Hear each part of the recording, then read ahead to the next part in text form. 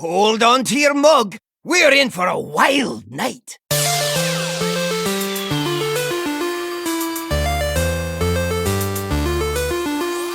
Greeting, traveler.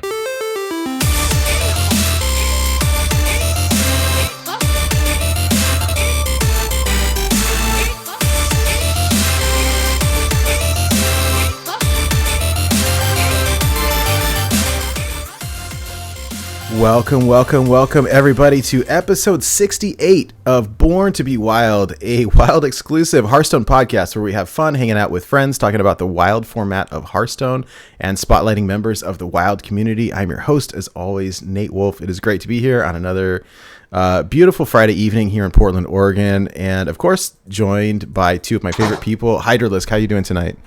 I'm doing awesome. It's an amazing day up here in the greater Vancouver area. It's beautiful, and now I'm with these beautiful people, so I can't be happier. Love it.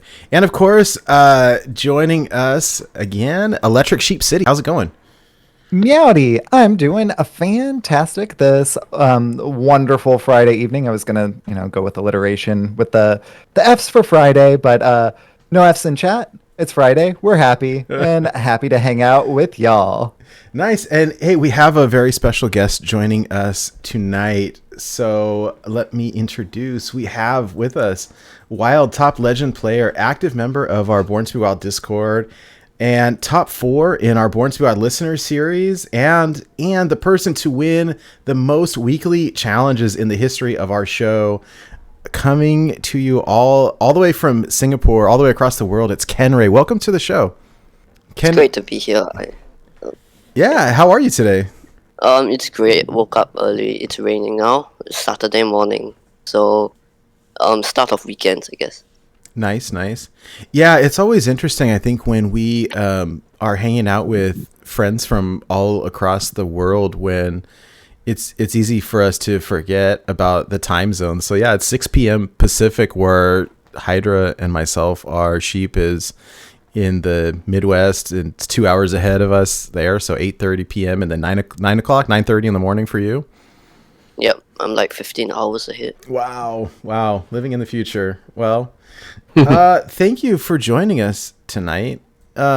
For people who may not be familiar with you, do you mind telling us a little bit about yourself? I mean, just as much or as little as you would like to share, but tell us a little bit about yourself. There's not much. I just play Hearthstone sometimes too much, but there's not much else. I'm active on like a lot of streamers' streams, Discord sometimes, but I just like Hearthstone as a game. Very cool. How long have you been playing? I think I started in like June 2019. So my brother got me into the game, and it was a card game, so we found it interesting, and we started playing standard. We played it until like we unlocked Whizbang and stuff. So we had a lot of fun playing like bad decks until they rotated Year of the Mammoth. So when Frozen Throne left, all my favorite legendaries were gone, and I accidentally disenchanted everything. So I moved to WoW after that, and I wanted to play my fun stuff again. Yeah. And like now I play WoW because it's much cheaper. I still get to keep my 2-year-old deck, and like I get to play with all my cards instead of restricting everything. Nice. That's a good reason. I think that sometimes people have the impression that Wild is more expensive when in reality, I think it's Jordan who reminds us all the time that, like, well, realistically, like every time a new set comes out, there's maybe 10, 12 cards that like will make their way into these meta decks, and the other 100 plus cards are just not used. Mm-hmm. So it really isn't that bad, I would say. So you mentioned that a lot of the legendaries that you loved were kind of rotating. What was kind of like your favorite legendary that kind of caused you to take the plunge into Wild, or that you missed the most from Frozen Throne? Okay, when I said a lot of legendaries, I meant one. It was Deathstalker Rexa. Yeah. Yeah. I like the craft piece thing, and I always had this friendly matches with my brother, so we always had like mirror craft beast, York things, and like after I rotated, I thought I couldn't play it, so I disenchanted it, and now I'm still finding 1,600 dust to get it back. Trying to earn them back, hey? Yeah, it's such a fun card. I remember, we talked about it a few times, but I remember Blizzard saying, hey, we're not going to support it when it rotates. Like, the pool of beasts is going to be limited to what it was at the time. And everyone was like, are you joking me? You can't do that. And kind of bullied them into submission where they're like, okay. And I think that it's limited in some regards. Isn't it like 4 lines of text or something? Like, there's a limit to what sort of... I think it can't have a bold text and a text. So like teacher's pet, you can't get it. Yeah, it's like one of them has the keyword and then the other one has the effect. So if it has both things, you can, or something like that. It's way more involved than I've kind of dived into. Yeah, I agree. Well, I love that card too. It's been one of my favorites as well. Kenray, do you play? You mentioned playing Wild in particular. Do you still play Standard, and do you play any like Battlegrounds or Duels or any of the other formats?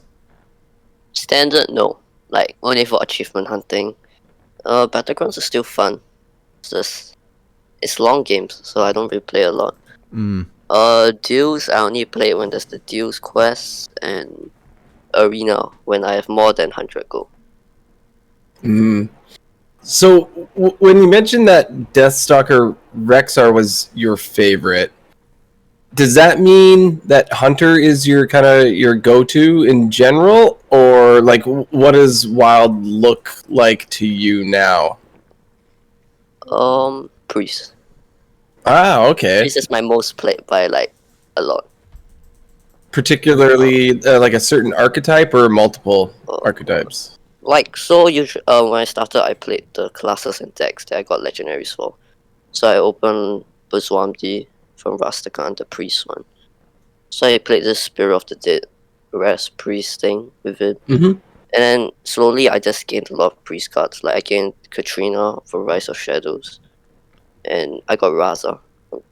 And I like the Reno decks idea, so I crafted the other Reno cards and I started playing Reno Priest. But I only really started after it got unnerved. So since then, I've been playing Priest mainly. But nice. Other decks too. Nice. Priest is one of my favorites as well. I think it probably always will be. I was looking back at... I keep track of my Legend runs, when I hit and what deck I hit with, and I was looking at it, and Priest is by far my most played class, or most... at least the class that I've taken to Legend the most times, and it's fun to kind of bully other people. And it's just like, I don't know. Wow, really? Wow. Watching the Standard players all complain about Priests, like, man, you guys have no idea. Yeah. Come play Wild for a bit, right? Especially when Roz is everywhere, Big Priest is everywhere. Yeah. Hey, Kenray, are there any other games that you play, like whether they're video games or card games or board games or anything else, or is it just mainly Hearthstone? Honestly, not much in particular, since I play Super Smash Ultimate on my Switch. Oh, but cool. Like with my brother, but it's not much other than that, and it's mainly just Hearthstone. Nice. Well, speaking of Hearthstone, one of the crowning achievements from our past listener series was you and Maxi both made the top 4. So Maxi mentioned that you and he both practice a lot together in the listener series. Kind of how was your experience with the series? It was fun, obviously. The restrictions are really refreshing from the usual cheat 15 mana in the game. But the restrictions made me like play cards I never thought I would play. But it was fun, like co-oping with him. Like we always practice, and he made me craft cards, and yeah, I'll join season 3 again, and hopefully it's more other wacky restrictions. Nice. We'll have to see if we can get Maxi to pressure you to craft Rexstar instead next go around, huh? Yeah, on that same vein, I think we had noticed, like, because of the restrictions, you can't really practice these decks on ladder. I mean, you can, but you know, because your opponent's not dealing with the same restrictions, it makes it difficult to practice. So coming up with some friends, whether it's one person or multiple people to kind of play test with, has been kind of a fun experience for me as well over the past season. As we start talking about getting ready for season 3, which I anticipate will happen in the near future with this new set coming out, do you have any suggestions or ideas, whether it's for the series in general or restrictions? In terms of the game, but I guess it's making a conquest from it again, which is like I heard it was feedback a lot. Like, oh yeah, I think we're all agreed on that one, right? Yeah, for sure. 586%. Yeah. yeah, and like some restrictions were like a little bit light. Like in the semifinals, you could just bring Secret Mage, Paladin, Claire, and Odd Warrior, and you didn't have to change anything. It was like the full list in. So I guess some restrictions were like not as severe as the others, like week 5, which had forced me to bring like questionable cards. And yeah, that's mostly it. Like some restrictions were like a bit too mild, and I guess that's like what we are not trying to achieve here. Yeah. Oh, those are all good. We're really love feedback, not just from you, but from anybody else who was involved, who's curious about, joining. Gotta love it. Gotta love the feedback. Hey, one question that we typically will ask the guests that we have on the show is, how did you come up with your username? How did you come up with your BattleNet tag? Is there any sort of story behind it? Oh, there's not much of a long story. It's mainly my real name, but everyone I meet do not know how to pronounce it. So I made it in this way, where I think now it's more understandable and it's more clear. And I just use it as my username for like everything. Now, battle tag, email. Nice. Yeah, that's awesome. I have done the same thing. I get jealous sometimes. I see these guys over here, Hydralisk and Electric Sheep City. I'm like, my name's Nate. My battle tag is Nate. Like, I mean, but I just go by my full name. Sheep is my middle name, so like that's my nickname. But come on now. That's great. I would like to meet your parents. Let's talk about naming conventions and. Oh my goodness. Hey, there was a parent recently. I saw an article that named their kids. They had 3 of them: Pantera, Slayer, and Metallica. Dude, that's incredible. So, Electric Sheep City, maybe. Hey, did you see what? Maybe? Yeah, Elon Musk named his kid a bunch of like symbols and stuff. So there's that. Anyways, went the route of Prince. Right. All right, cool. Well, let's move on a little bit. Kenray, I'm really excited to have you on the show. We've been interacting with you for a long time in the Discord, and actually, let me ask you one more question before we move on too, because you by far are the person who has won the most weekly challenges. We've been doing these weekly challenges now for a few months now, several months. I don't know. Time is liquid now for me. It doesn't exist in the same way that it should exist for normal people. It's been several months, I think. And Kenray, you are the person that has by far won the most of these. So congratulations. I'm happy that we can finance your collection. And I'm curious to get your perspective on these weekly challenges. Were there some that you liked more than others? Do you have any suggestions for future ones, or any sort of comments that you would like to make on that subject? Well, some were definitely harder. like some had to rely on the opponent. Like there was one where you had to mill the win condition, Mukla. So like those that involves random is obviously harder. And the one with the double tap Kenray and Tamsin on the board. Oh yeah, I don't think nobody did that one. The other one was a little tough. And like the ones I didn't like as much were the ones that I didn't have the cards for, but that's my thing. It's not like the issue of the challenge. If not, they are all pretty fun, and like I prefer those kinds where you have to build the biggest thing or the biggest weapon, like the ones where you can like one up each other. Those kinds. I like those too. Yeah. The Demon Hunter one, the weapon, and the beast.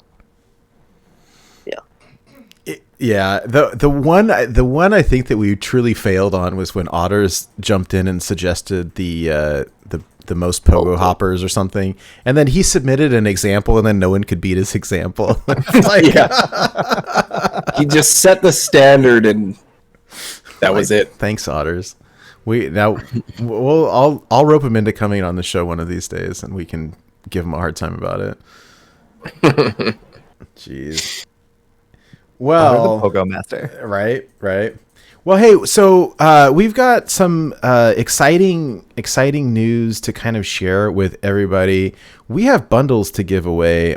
We will be giving away one live on the show tonight, and another one in our Discord, and then giving away 2 more next week. So this is really exciting. So first off, we have a mega bundle that we're going to be giving away, courtesy of Shokunin, the executive producer of our show, and kind of we lovingly will call him the patron saint of Wild. And then we received from Blizzard 3 standard bundles to give away to you all as well. So that's really exciting, and thank you very much to our friends at Blizzard for the codes to give to people. It's really cool, super cool. And so for those people who are watching the show live, we'll do the giveaway at the end of the show. We will take all the names of the people who are here and throw them in a wheel decide randomizer thing and pick a name. So hang out for the show. Yes, Yogg, take the wheel. And we'll be giving away a mega bundle tonight on the show. And then at the end of the show, we'll announce how to enter the Discord giveaway for one of the standard bundles as well. Something to note is that the way that these bundles work, you can only have one per account. So 1 mega bundle and 1 standard bundle per account. So if you've already got one of these, like you can't have more than one. Just doesn't work. Sorry. Anyways, that's super exciting. So for those of you who are here watching live, awesome. And I think we realized that we record the show live every Friday night on Twitch, but we post it later. Some people watch it on YouTube. A lot of people listen to the audio version. And so we want to make sure that those people have an opportunity to win as well. But the idea here, I think we were chatting a little bit about this offline, is that we get gifted these codes to give to members of our community. And in the past, we've done things on Twitter where it's like, hey, like and retweet and whatever. And then the people that end up winning it are like some, Joe Random who has never heard of the show before, is not part of our community, doesn't participate. And like, that sort of defeats the purpose of the whole thing. And so what we were really wanting to do is give back to the community, which is all of you. And so that's what we're going to be doing. And I'm really excited. Joe Random may be a very nice guy, but if he isn't a member of our community, then I don't want him to win. Sorry. So anyways, I'll move along from there, but stay tuned, and we're giving away stuff, and I'm very excited about it. And thank you again to Shokun, and thank you to Blizzard for the codes. Yes, thank you very much. Well, let's move into our weekly recap. Check in with each other, see what's going on in our lives, in the world of Hearthstone, whatever is going on. Nate, how are you? What's going on this week for you? Dude, I'm great. I'm excited I get to talk again so soon. It's been so long since I got to monologue. So things have been great. I was telling Sheep earlier that this week has felt like 2 weeks to me. Like I took vacation time last week from work, but I ended up having to like work during half of it anyways, because we're going through some transition stuff at work with like returning to work and then union stuff and everything. And so like I had to give back like half my vacation and come in and do stuff, which sucked. But like, I don't know, my parents were here visiting from California, from out of state. And so it was great to see them and to get to kind of do stuff. And but it made the time like really kind of extend. So anyways, but no, it was cool. So this month is the first month that I've had the 11x bonus, and like it is so great. It is so great. Yeah, I had to give away my 10x for life card. I'm sorry, but dude, it was so wonderful. Like the climb to legend, I did it in. Like I hadn't played for the first few days, and it was funny because Blue Train kind of prepped me like, hey, you're going to be facing off opponents with your same MMR. And so it's, don't be too discouraged when you're losing a lot. It feels kind of bad, and get ready for that. I'm not trying to scare you, but I want to, prep you for that. I appreciate that. And so I played on day one, and I just lost like, not a lot. I only played a few games, 2 or 3 games, and like I just lost all 3. And I was like, okay, yep, all right, I'm done. And my parents were out anyway, so I took a few days off. And then I was like, well, I need to jump on and play because I've got these daily quests that are about to reset, and like I don't want to lose one. And I'm like, well, I should probably start laddering anyways. And I've been only playing like the only 2 classes that I don't have 1K yet are Warrior and Demon Hunter, and I was only like 50-60 games away with Warrior. I was like, all right, well, that's what I'm playing then, and there's no way I'm playing like Dead Man's Hand or Odd Warrior because those games are just too slow. Like if I need to jam out fast games, I need to play a fast deck. So Pirate Warrior it is. And so I got the list that so like Sunday had a list, and then Blue Train took the list and switched one card, so it's Blue Train's list now, right? And I played that, and I went from Bronze 10 to Legend over the course of 2 days. It only took about 3.5 hours. It was 3 hours 37 minutes according to the deck tracker, with a 58% win rate over 45 games with Pirate Warrior. I played the same deck all the way, and it's super fun. It was great. So I loved it. Once I get my 1K with these 2 classes, then I can start having fun again and playing, Cube Lock and Reno Priest and the other degenerate stuff that I like. But yeah, 3.5 hours was insane. I played some one night, and then I jumped on the next morning. I had no work. I think it was 4th of July, and my parents like are not morning people, and I get up early to feed the cats, and I was like, oh, I'll just play. And this was great. It was just a really great time. So I came in at 139, which is the lowest I've ever been. And so it's cool to get the little screenshot of being on the leaderboard. I've decayed a little bit. I'm around 160 right now, which is still not bad. And it's just super exciting. So yeah, I did buy the Fire Bundle. I saw the weekly Hearthstone drama, people complaining about how expensive it was, and I bought it because the skins are gorgeous, and frankly I probably would have bought it anyways because I'm a completionist, but I like it. I played through it. I was upset that the shaman had to play 10 games. I was like, wait a minute, this is too many. But as it turns out, Elemental Shaman is pretty good in Standard, so there's that. And then Hydra and I had some co-op on Wednesday night that was really fun. That was great. It was cool. It was super cool. My movie of the week. My movie of the week for you all is here's my little legend picture. Yeah. Oh, by the way, I'm at 966 out of 1,000 wins. So I've got just over 30 wins left. So my goal for the end of this month is to get 1K with Warrior and to keep the 11 star. That's my goal. So we'll see how the month rounds out. I believe in you. You can do it. Just gotta believe. That's my favorite quote from Parappa the Rappa.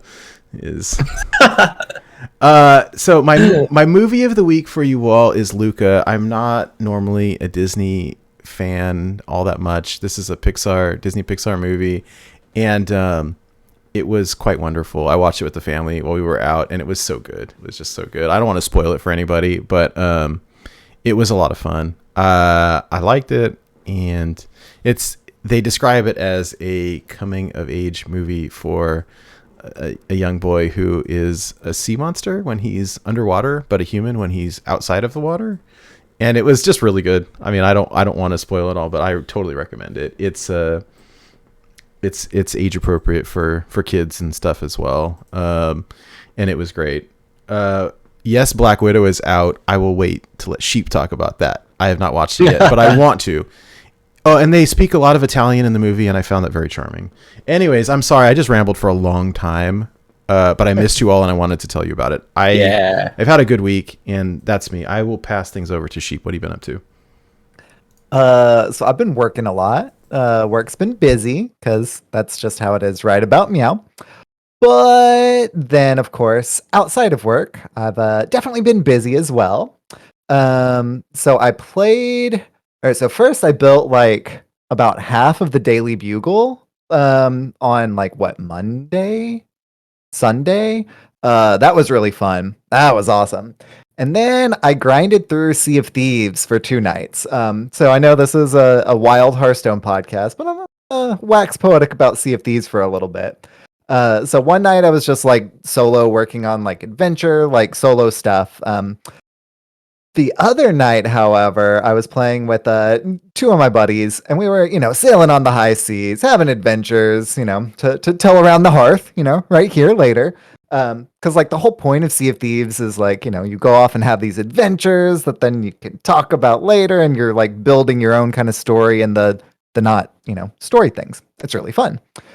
So there's this like event right now where it's called Flags of Friendship. So whenever you raise an emissary flag, like you're doing stuff, and then you can also raise the like alliance flag to like alliance together. So we're trying to do this like friendship thing where you're trying to like alliance with other people, and people weren't wanting to alliance with us. So like we did this one thing where we went off and faced off against Flameheart, which is like this big like ghost ship naval battle. Really fun, really epic. Got a ton of loot from it.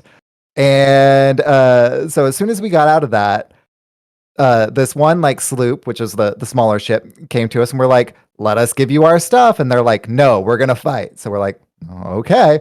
So we start fighting them. And then this other sloop comes, and we're like, hey, let us give you our stuff. And they're like, no. So it's like 2-on-1. These 2 sloops are like trying to fight us. So we destroy the first one. Did those 2 other sloops know each other, or are they just random? I think they were random, because it wasn't like they were in rapid succession. Like we were fighting against the one for a while before the second one came around, right?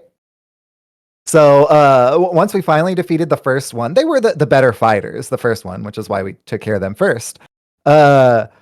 So we get the other one down to where like we killed the players, but the ship is still there. And so we fixed their ship, and one of our dudes was spawn camping them the entire time while we forcibly took all of our loot and put it on their ship to get the progress towards the event. Wow. Because they wouldn't let us give it to them. Wait, so you forcibly put it on their ship and then removed it again? Or what? Or so then we sunk their ship after we put all of our loot on their ship, because they wouldn't let us just give it to them. Like we tried. We're like, you can have it. They're like, no, we're going to fight. Okay. So we're like, all right, well, we want to get this event done. So one of our dudes was just spawn camping them while the other 2 of us were just like putting loot just on their ship and on their ship. That's amazing. If you're watching live or on YouTube, you can see my pirate. This is what's called the Ruby Splashtail skin.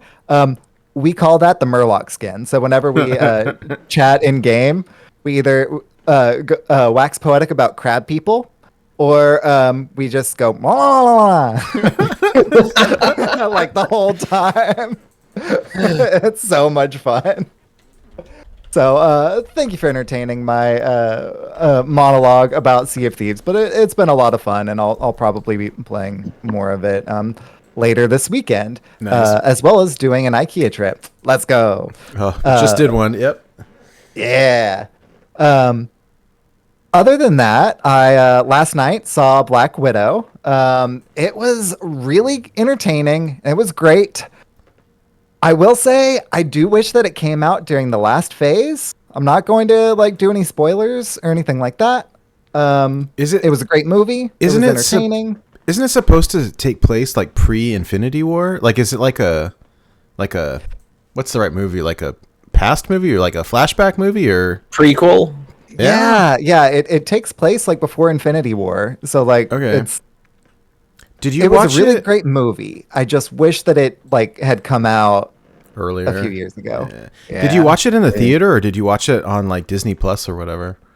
Yeah, so the wife and I actually went into the theater for it. Yeah. Wow, how crowded was it? I know we're living in this like reopening post-COVID world. I mean, Texas is a little bit different in terms of Texas is pretty much wide open at this point.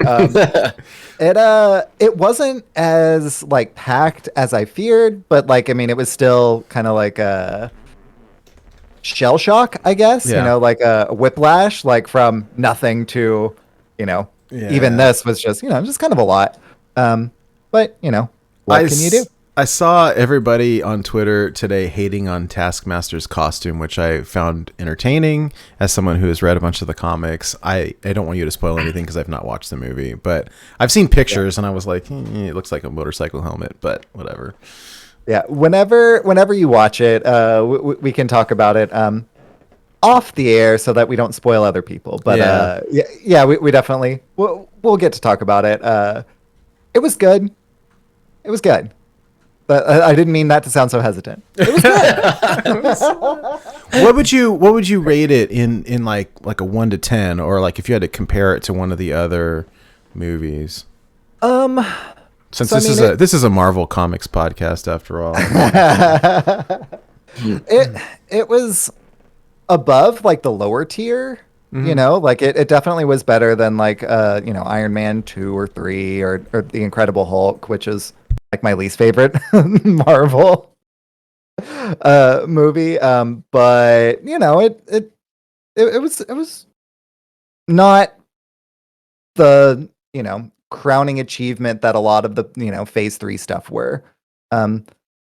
Just didn't seem to have the same kind of like stakes, because I mean it's something that already happened, so like you knew that some of the big characters, I've seen this character in a time after this, I'm not too worried about them. They're not gonna die. Right. So that's if it had come out like then I think I would probably be singing a different tune, if that makes sense. Yeah. It would probably be a little higher in my ranking, but it was still a really good movie. Cool. Outside of that, I've been watching a lot of Loki, which is incredible. Keeping with the Marvel theme there. And my guilty pleasure TV show is Big Brother, and that started up this week too. So I've been watching a lot of that as well. Like I said, an action-packed week. Thank you for letting me ramble on a little bit as well. So how about you, Kenray? How was your week? So for me, it was quite boring. It was mainly just school and Hearthstone. But I also watched this show on Netflix. It's Lupin. It's this. I heard it was good. Yeah, it's French dubbed, so and it's quite new. Mm-hmm. But not trying to spoil it. It's basically like a thief show. Mm-hmm. But it's I can't really say much without spoiling everything else. One of my colleagues at work highly recommended it, and so it's on my list. I I'm looking forward to it. Is it related to like I've heard the name before? Is it related to or based on a book or an anime or something? Yeah, it's based on a book. Okay. Like, it's like the book is about like a thief, gentleman thief. Yeah. Nice. And Cool. I will check that out for sure. You've been playing. I saw you're already in Legend in Hearthstone, right? Yeah, 11 times is hard carrying. Oh, it's as someone who's never had it before, it's a hard carry. Like, oh my gosh, it's smooth as butter. I never want to lose it again. Yeah, this is also my first one with it. Wait, I'm sorry. Did you say this is your first time with it, or not your first time? Yeah, first time. Oh, congrats! That's wonderful. Oh, nice. Very cool. That's what. Hey, can I ask, where did you end last season? I'm trying to figure out where. I mean, I know there's this like magical cutoff, and I think it's MMR based and percentage based. But like, I was the high 300s, 370 something, and I got it. So I'm curious where you. I was in the leaderboard. I was in like 40 something. Oh, nice. Okay. Well, you're guaranteed I was to get 90. it then. I'm not sure, but it was guaranteed, I think. Okay. Well, congrats. That's wonderful. I'm happy for you. That's great. Hydra, what have you been up to this week? Well, I just heard Sheep mention that he's got a guilty pleasure of watching Big Brother, which is super funny because I watch who I tell that to. But I guess everybody can hear it now because now I got somebody I can talk to about it. That is totally a guilty pleasure of mine. Like, I used to think that the show, reality TV is ridiculous and all that. And I watched, it was either season 1 or season 2 of Big Brother, like a long time ago. And there was this guy named Eddie, and he had one leg. And I was cheering for him, like, from the very beginning. Spoilers, he won. But that's like, that's all right. time ago. What? I like reality TV. What is the show even about? I've never watched it before. What is it? Okay, so they take the name Big Brother is like an Orwellian thing, like 1984, like everybody's watching you sort of thing. Somebody's always watching. But so what? It's just you're in a house and you're with another group of people, and there's cameras all over the place, and they're just watching you at all times. But you're just stuck there with those people. There's no outside interaction whatsoever. Is there like a goal or a contest, or is it just you just live with these people and try not to kill each other? There's contests all the time. So at the end of like every week, there's somebody who has like the ability to choose, like put people up to be voted out to be kicked off the show. So you want to like you got to play like all sides of the house. You have to have like the best social skills ever and be able to like make friends with everybody, but not too much because then people are on to you and they'll just want to get rid of you. And then there's all these games that you can get yourself like immunity from being eliminated by like winning challenges and stuff. And it's actually super entertaining. And I didn't watch it for years after that first season. And then my wife got me back into it a few years ago, and yeah, it's a guilty pleasure. It's really entertaining. But then her and I, we get confused because we watch both the United States Big Brother and the Canadian Big Brother. Oh, I've heard the Canadian one is so good, but I haven't seen any of the episodes. I get so confused as to like, oh, which guy won what season, or which girl won? Or like we will forget who was on which. And we get all confused the whole time because we watch both. And it's great because if you watch one and then you're like waiting for the next season to come on, well, you got the other one that goes like right in the middle because they almost like never air at the same time. They like stagger them. To kind of piggyback off of that, one of the aspects as well is that there's Paramount Plus, which is what they're kind of pushing right now. They're like streaming thing. If you have that, then you have access to the live feed, so you can just watch. There are always 2 cameras on one conversation and 2 cameras on another, and you can just pop in and watch at any point, like what's going on in this little house thing. It's really entertaining. Oh, wow. Okay. All right. And they do challenges, like you'd see. Some of them are like Wipeout style. Some of them are, trivia style. All sorts of different things. Endurance, strength stuff. Endurance. Yeah. a lot of people getting, like covered in muck, like you would see on a Nickelodeon show. all the fun stuff. But yeah, sheep. I haven't watched the first couple episodes, but I'll catch up on those and we can talk. Yeah, absolutely. Work-wise, one of our team members in my department just left, and kind of sucks because I already have a lot of responsibility, and they've chosen not to replace this person. Oof. They've chosen to gift that work to you? They have chosen, and this is the way it works. So there's a few of us, and they're like, my boss is like, I'm going to give this work to you guys. But then I got the cross training until the guy quit. So only I learned all the stuff. And he doesn't have any like standard operating procedures made or like anything written down like at all. So I'm like taking notes on a notepad. I'm like, oh, this isn't good. This ain't gonna go well. I know that all too well. So that's great. So Monday will be cool. So I mean, like I keep getting these extra responsibilities at work that I feel is just more job security. So cool, right? Hey, Well, take those. yeah. They go, oh, who handles that? Oh, that Hydralisk guy handles that. Just kidding. I do not go by Hydralisk at work. It's a lie. He totally does. Gaming wise, I've been playing a bunch of Red Dead Redemption 2 still, and I've put a bunch of hours into it, and I'm still only at the like very beginning almost. Like I'm only at like 23% done the story.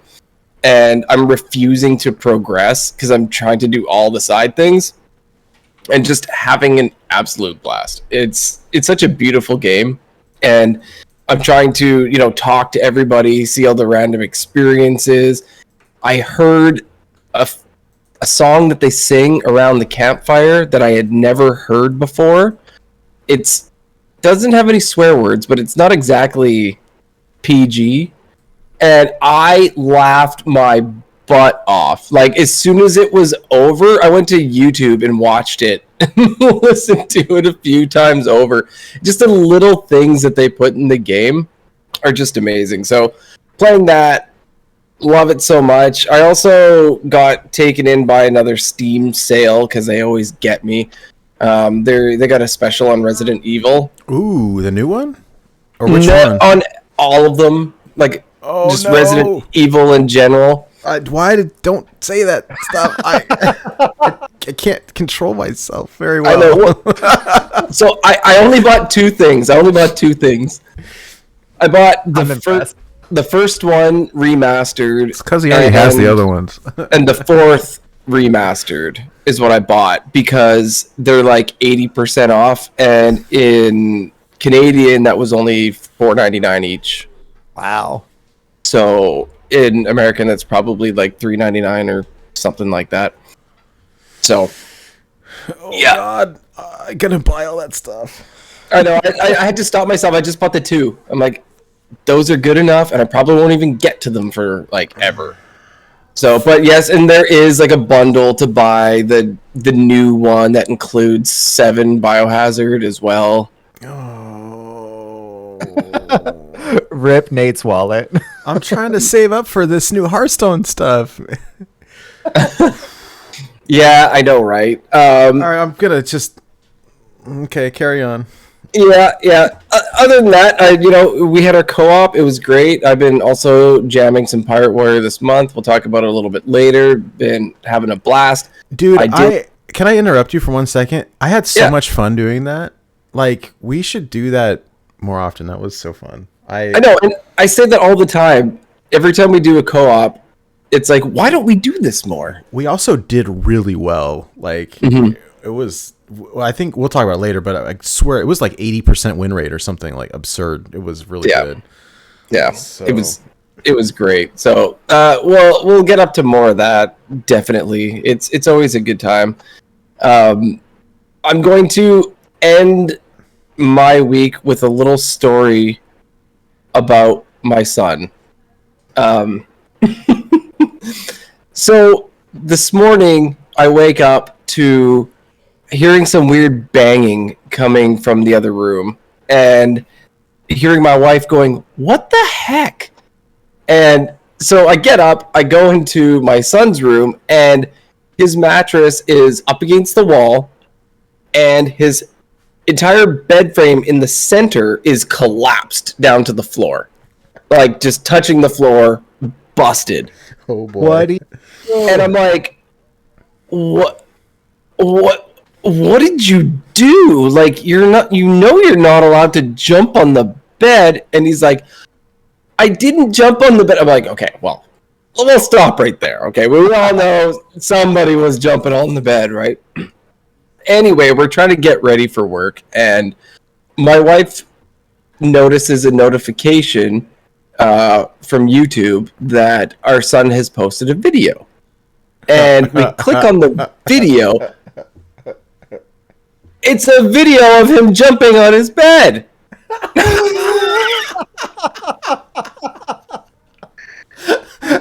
Oh, like, literally, rip.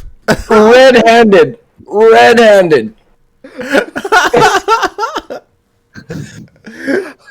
Like, He was trying to get away with it. That's why we posted on YouTube.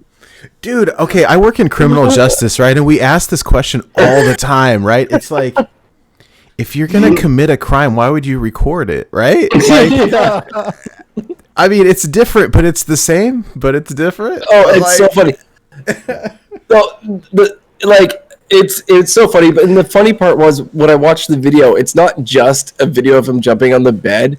He had written himself a little script, and he plays a couple different characters, and he even edited the video where he's like a mom, and he takes his pants and he has them on his head, and he's using the jean legs as like hair, and he's being like a mom scolding a child, and then he turns and he's like now the kid, but like he actually cuts the scenes like together and everything, and like even like has words on the screen and everything. Like, I was super impressed. I'm like, how did you make the video? Can you show me?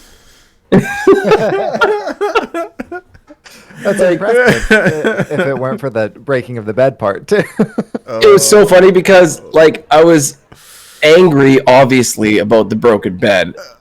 And then I watched the video, and I'm like, are you kidding me? But at the same time, I couldn't help but laugh. It's right. Like, Right. That's like when you yell at the kid, and then as soon as the kid leaves the room, you start cracking up, right? Yeah. It was great. So we get to, he's gonna help fix a bed this weekend. Nice. And he learned that, he was told not to jump on the bed for a reason. Not because it's not, they don't want you to have fun, but because it will break eventually. Uh-huh. Wow. That's a good story to end on. Yeah, it was great. Wow. All right. Well, hey, let's skip, because we're in transition between seasons of the listener series. Let's skip over that segment with a caveat of like, this is where we would talk about the listener series. We will have more news soon because we are aiming to start early into the new expansion. So soon-ish. Stay tuned. Yeah, stay tuned for more. All right, we got some news. So let's talk about the news. What do we got? All right. So first up, we got an announcement from Dylan Walker that there is going to be some balance changes coming up, and we have a date of next Thursday, and that we will most likely have some notes on it on Wednesday. So what are we expecting here? Do we have some speculation? We're most likely looking at some nerfs here. What do you guys think? Kenray, do you got any idea? Do you think there's some nerfs coming? Yeah, I could be enough, but they didn't say it was enough. No, they didn't. That's a good point. They said balance. What do they say? Balance changes. Could be buffs. Hey, I mean... Yeah, you can buff the best thing standard now, but yeah, but I think it's no. So they said. So Alec tweeted out, few balance changes coming next Thursday. 3 cards in total. looking at generation/burst healing in priest, and hitting on some of the non-games in druid, which is, I suppose, interpret how you want. 3 cards. Kenray, you mentioned earlier you don't play standard at all, right? I don't, but I keep up with the drama and stuff. So, like, I see the people complaining about priests. I see the people complaining about druid. You know, I don't play it, but what cards do you have any ideas or thoughts on which cards they're thinking about? I think Apotheosis is confirmed Because of the burst healing thing. The burst healing. Yeah, with I know particularly with Samuro. Yeah, it's rough. I have raged several times, getting hit with a buffed Samuro out of nowhere with a bunch of healing on it, and Apotheosis makes sense to me. Like, Samuro doesn't seem like the problem. You don't touch Samuro, yeah. It's the healing, yeah. It also could, be the way that lifesteal interacts with Samuro's frenzy effect. If Apotheosis, it gets the initial hit and then it does AoE, but that doesn't count towards lifesteal, then maybe. But I mean, I think Apotheosis is the one that's gonna bear the brunt of that as well. What do you guys think about Renew? Do you think that one will get hit? Yeah, for the card generation part, I think it's either Renew or Palm Reading. And I think that Renew... No, don't touch my Palm Reading. No. Yeah, I love that card. I think it's probably Palm Reading too. It could be Renew, but Palm Reading I think is more likely. Why do you think it's probably Palm Reading, Kenray? Okay, if you ignore the Discover part, it's a 3 mana cast Emperor to Resent, and that's quite good. Mm-hmm. So, and the Renew is not, it's like, if you make it 2 mana, it seems pretty okay. But I think Palm Reading is just too cheap. And like, if you keep discovering it, so maybe if they make it more expensive, you can discover 5 in the game, but it might not be like... But again, I don't play Standard, so I'm not entirely sure. It's a staple in Big Priest, for sure. And we play it in Reno Priest as well. And it's just so good. I mean, maybe they increase it by 1 mana. So it's 3 right now, right? Let me ask, if it cost 4, would we still play it? Yeah. In Big Priest, yes. In Reno Priest, maybe not. Another 4 cost card, yeah. I mean, part of me, I don't know. So what they've said in the past was that when they nerf stuff for Standard, when these cards rotate to Wild, they are planning on reverting them. So that would be my question. Like, okay, if they, are we going to see nerf reversions later on down the road? Like, maybe. So could we deal with this for a little while? And honestly, if I don't see Big Priest, I'm not going to complain about that. So as someone who has hit Legend with Big Priest multiple times, it's Palm Reading is a busted card, and I would be sad to not play. I probably would still play it at 4. Yeah, because you could play it on 4 and then Shadow Essence on 5 anyway. Hey. Yeah, but I think the thing that keeps it in Big Priest is because the deck is like 26 spells. So the reduction's worth it, yeah. Yeah, and like Reno Priest is mainly for like reducing core AoE spells. At 4 mana, it's quite expensive. Yeah, AoE and or discounting like cheap spells that then you can use to just machine gun down for the combo. 4 may still be a little expensive for that, but you definitely still run it in Big Priest for sure. Yeah. Okay. Are there any other? So, I mean, they kind of give us a hint, right, at what cards this would be by saying Priest and Druid in particular. So, Generation and Burst Healing. Okay. So that leads pretty heavily into Apotheosis and Palm Reading and maybe Renew. Renew's not that great. It's okay though. I mean, it's a good card. And so Generation and Heal. Yeah. It is. So I think, is there anything else that we missed before we start guessing on Druid?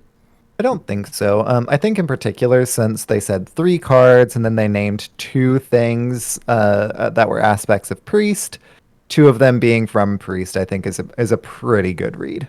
Okay, so what about druid? Let me ask Kenray first. Do you think what do you think will get hit in druid? And I know this is a tricky question if you don't play a lot of standard. Okay, by non-games, I'm assuming they mean the aggro druid thing. Yeah, it's like blowouts, So it's right? like Chipperling, the Chipperling and the arbor ups. Though I hope they know alignment. I do not want to fight alignment. But I think it's like Chipperling. Let's make it 2 mana or something.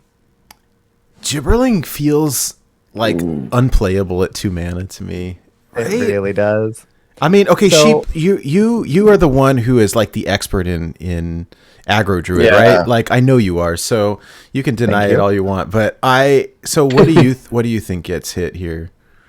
So I've hit legend a few times with token druid in standard, and gibberling at 2 would be pretty unplayable. Which doesn't mean they won't do it. Arbor up is possible.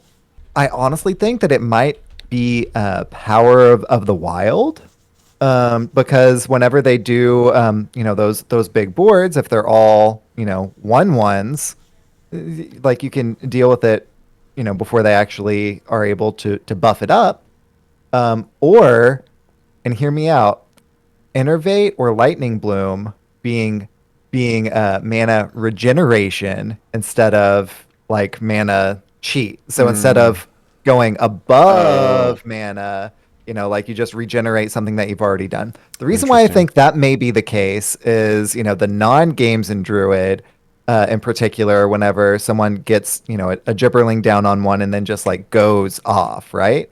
Well, yes. Right. I mean, okay, so my perspective, I've played some of it recently because we had the fire quests. And so I played my 3 games of Druid, and I did quite well with aggro token Druid in standard for my 3 games, right? The games that felt like blowouts to me were when you play, was it Solar Eclipse, the one that says the next spell goes twice? So you ramp, Solar Eclipse, Arbor up, and then you've got this like you can't you can't recover from that. And so that's what. But so then I started thinking about it. I'm like, well, what's the problem there? Is it really the Arbor up, or is it the mana cheat? And the gibberling, I think that's exactly right. The gibberling is not necessarily like. The problem is if they make it at 2, it's like it costs way too. I'm like paying 2 mana for a 1/1, like way too bad. So. Solar Eclipse into Celestial Alignment. Yeah, good game. So maybe you're right about the mana cheat. I mean, that stuff has been around so long, but then think about it. Like, Innervate has got nerfed already. So yeah, another one would hurt. The only thing I worry about is that they would have to rework the card. It's funny, right? I do a lot of project management at work, and there's easy fixes and there's difficult fixes. And so I can't speak for them. I'm not a programmer, right? But like, if I change the attack or the health or the mana cost, like that's easy. If I change the way that a card works, like that's more involved. And so like, I love the idea of mana regeneration. Like, cool, you don't get extra mana, but like you can, like if you use the mana, like you're still capped at the same, but like you can renew it. So like Mana Biscuit. Like Mana Biscuit. Yeah. Well, and maybe that's a good point. If that function already exists in a different form, they could probably like use that maybe? I don't know. I mean, you just have to be more careful about your order now. Play what you want to play. If you're trying to combo off, then you innervate, then you go ahead. Play what you're going to next. Interesting. Otherwise, your innervate's just dead. If you play it first.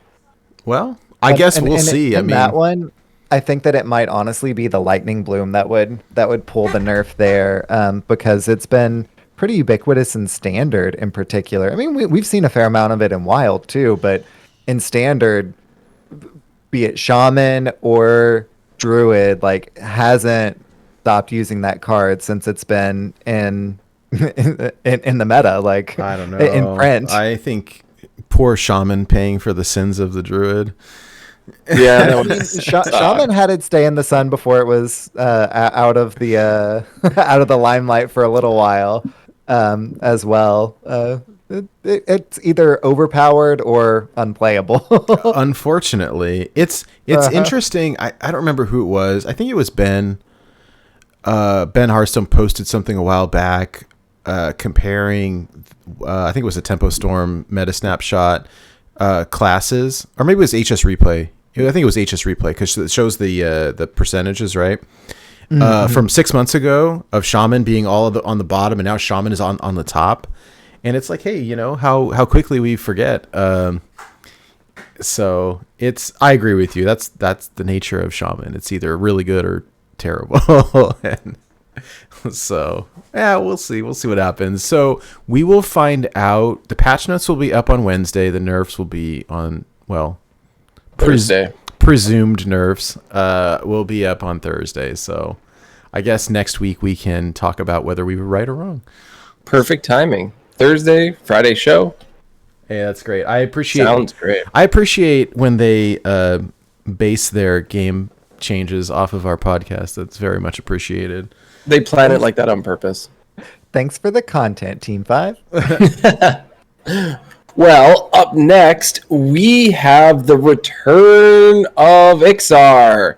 So he took a bit of a break, and he's back. And we got to find out why. Somebody asked where he had been, and he announced that he was on paternity leave. And so him and his wife Molly had a baby, and so he was on maternity leave. He said mom and baby are happy and healthy, and it's all going good. I hope they named it. I hope they named the baby Ben Brode. That would be just so great. Ben Brode Ayala. Right? Oh man, that's terrible. Put a little flannel jacket on him. That's so exciting, though. That's great. I'm happy for them, and that's quite nice. We all thought he was going on vacation. We're like, why are you going on vacation? Like, aren't you supposed to like launch a set or something? But hey, babies come when they come. So that's Hey, that's cool. Well, congrats, Dean, if you're listening to this. Congratulations for sure. And so he returned to his AMAs, which is really nice because we haven't heard from him in a while. And we do have some highlights. And a specific question about Wild that was given was, will we ever see a straight to Wild set with support for old keywords that we don't see again in Standard, like Invoke, Reborn, Echo, etc.? And we didn't get the best answer. The answer that we got was not unless our team changes in some sort of drastic way. Our content cadence with Miniset has really pushed all of the expansion support teams to the limit. So it doesn't look like it's a focus of the content creation that they have going on right now. So it's a little sad to see. I didn't expect that the answer just would have been yes anyways. It's like a pipe dream for myself. The mini sets are so cool though. Like right when the expansion starts getting like just a little bit stale, it's like, oh yeah, here's a bunch of new cards, and some of them are good.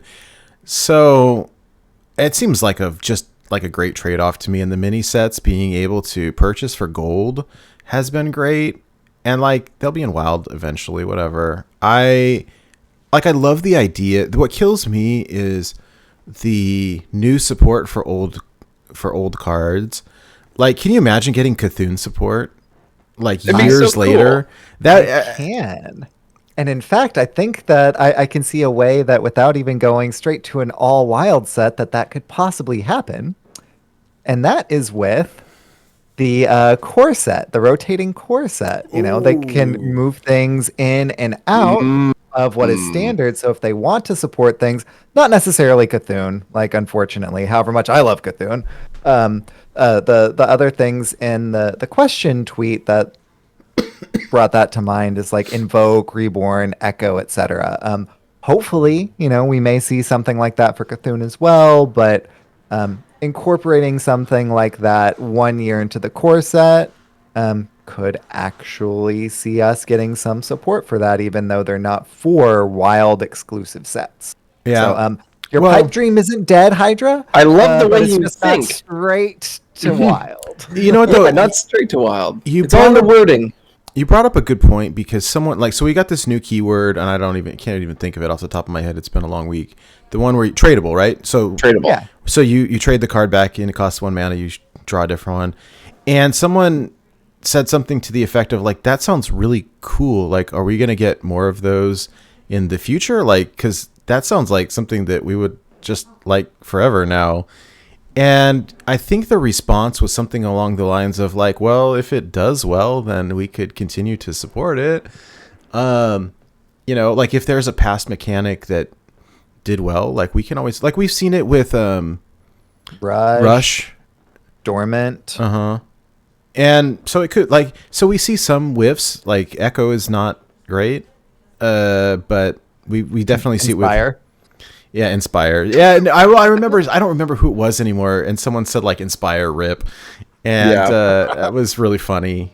But yeah, I mean, dude, I remember when Rush came out saying like, "this is not as good as Charge." Like, and like, how I was wrong. Did not go face. No good. Right. Well, I mean, it's not as good as Charge. I can agree with you there, but Frenzy, Rokara, anyone? Holy Frenzy. I personally didn't think it was all that good to begin with, and I'm still kind of in that same camp. There are a couple good cards, but overall, like, tradable seems awesome. So I guess we'll see. Yeah, I'd like it. I'd like it if tradable kept going. This is a notable inclusion with a little shout out to Sheep. Mark Mixed asked, "Are you more of a River Crocolisk or a Bloodfen Raptor kind of guy? I apologize for this deeply personal question." and Dean picked Bloodfen, but we thought that was a little funny because of the ban that we did have in the listener series with River Croc being a little too OP. Isn't that right, Sheep? Absolutely, way too overpowered. We had to ban it that week. Yeah, Absolutely had to. Yeah, too OP, needs nerf. Breaks the format. The next question that we have that is Wild related was, will you guys ever do anything about Wild adventures? Like occasionally put them on sale or allow them to be bought with gold again? As someone who doesn't have much money I can pump into Hearthstone each month, I would definitely grind gold or buy them over time during sales. I think that's a really, really good question. Ixar responded with, "I don't know the answer to this, but I'm gonna find out. I think it's a shop space. I can assure you that the answer isn't because we're raking in so much cash from 7-year-old content we're afraid to unlock alternative purchase methods." We've been working on with LOE. Right? We've been working on the shop revamp. So they're working on a shop revamp. There's no promises. And yeah, they're saying that it's not like they're raking in the dough off of all these old, Naxxramas and everything like that. So it sounds like it's a possibility. I mean, I wouldn't mind. I've already got them all anyway, but I think it would be kind of cool if, they brought them back for gold or maybe put sales on them. Well, yeah. Let me ask Kenray, because you're more of a free-to-play player, correct? Yes. What is your thought on this with the older sets being available for gold? Would that be something you'd find beneficial? It depends how much the price is. If it's like the one wing for 700 gold, I probably won't buy it. Yeah, it's pretty pricey. Like I didn't buy the Galakrion's Awakening one, so I couldn't use the cards for like the year it was in standard. I had to wait until it rotated this year to craft like Ski skipper and stuff. What do you think a good price point for that would be? I mean, I would want the free wing. I don't have the free wing. The very first like Karazhan. Mm-hmm. Like it's not even in my solo adventure slot. Mm-hmm. So I mean, I think normal they'll still put it at 700 because like all the other adventures are 700 too. I do think we are getting a little bit more gold these days than we used to. I know it didn't feel like that when they first released the expansion or whatever the rewards track is. Yeah. But once you have like maxed out, like I get quite a bit of gold. Mm-hmm. Like post 100 or whatever. And so like I don't know, maybe it's more doable now. I don't know. Yeah, but the thing is, if I buy it for 700 or something, I miss out on like 7 packs, and I'll be far behind because I also don't pre-order the like expansion. So like at the start of when it launches, people open like 100 packs. I open like my 2 packs that I got from my quest, and I'll be too far behind if I buy it. I see. And 700 per wing isn't a lot versus like 700 for all of LOE might actually be worth, but per wing, it's not good. Good stats for cost. It seems to me like, especially with them not pushing Wild very hard, it could be in their best interest to set the price point for those pretty low. Like at 700 per wing, like nobody's gonna buy that, right? No, especially that they give away all this solo content for free now. Mm-hmm. Like you weren't just paying for the cards back then. You were paying for the solo adventure, right? And now we're just getting the solo content for free. And you're gonna make us pay for it now? Yeah. Well, I mean, I guess we'll see. I hope. I really hope that they set it lower. I lack perspective in this. Like I acknowledge that this is like my main hobby and I drop way too much money on it. So I feel like when they release this stuff, like my view on it is worth less than others because it's like I'm just gonna buy it, and this is not probably the same response as most people would have. So I appreciate hearing different perspectives on that. Yeah, for sure. Up next, we have a question from our buddy Imic, who asked, how is the upgrade to golden cards doing? And we don't really have an update, but we were told that it still is going, and Dean just doesn't exactly know where we're at with it. I love the response. I forgot. Thanks for reminding me. yeah. I forgot about that. That's great. I can't wait for that to happen. It will make getting gold stuff so much more accessible. And I'm curious if it's just going to make it easier to do, or if it's going to actually have a discount or not. Yeah, my personal hope for the economy of it would be, like, for example, if it's a legendary costing 1,600 dust, to upgrade, basically saving you, actually that'd be quite a bit, like 1,200 dust. Well, yeah, no, I mean, go quite that much, but maybe, because that's a lot of dust. Well, yeah, to burn up. Right, if you take a legendary, right, normal cost is 1,600. If you want to craft it, it costs 3,200. So give us, like, let's take the base and subtract that from the cost of the new one, and cool. So you pay 1,600 to upgrade a legend to a gold legend. Like that sounds pretty good to me. I mean, I like that. That's better. I mean, from a like dust economy, like that's I like that a lot. I would do that. Yeah. That would be my preference too. I don't know if they'll do it just because right now if you disenchant your non-golden copy, then you'd only get 400 back. So they'd in essence be that's still a scam. That's such a I agree. I agree. I feel so bad. I feel so bad for the people who don't have as large of a collection, and then you pull some legend and it's someone that you don't want, and then like you go dust it and you only get 400 for it. Like they should at least give you half, right? Like, Yeah. You should get 800. I mean, I thought that for ages, so I don't know. I mean, that feels like a bad deal. Bad trade. Don't want. Anyways, sorry. Anyways, Imic, good job. I'm glad you reminded Dean. So At least you can't open like 10 Lore Walker Chos, in a row anymore. my freaking 4 Murloc quests back in the day. Yeah. Dupe protection is so clutch. Kenray, has the duplicate protection helped you out in terms of like free to play? Is that you find that beneficial? Like, So I mean, being free to play has. How do you think the duplicate protection has affected your card collection? Do you see the benefit there? not as much, but I think it would definitely be if there wasn't there. So I don't open the same comments as much.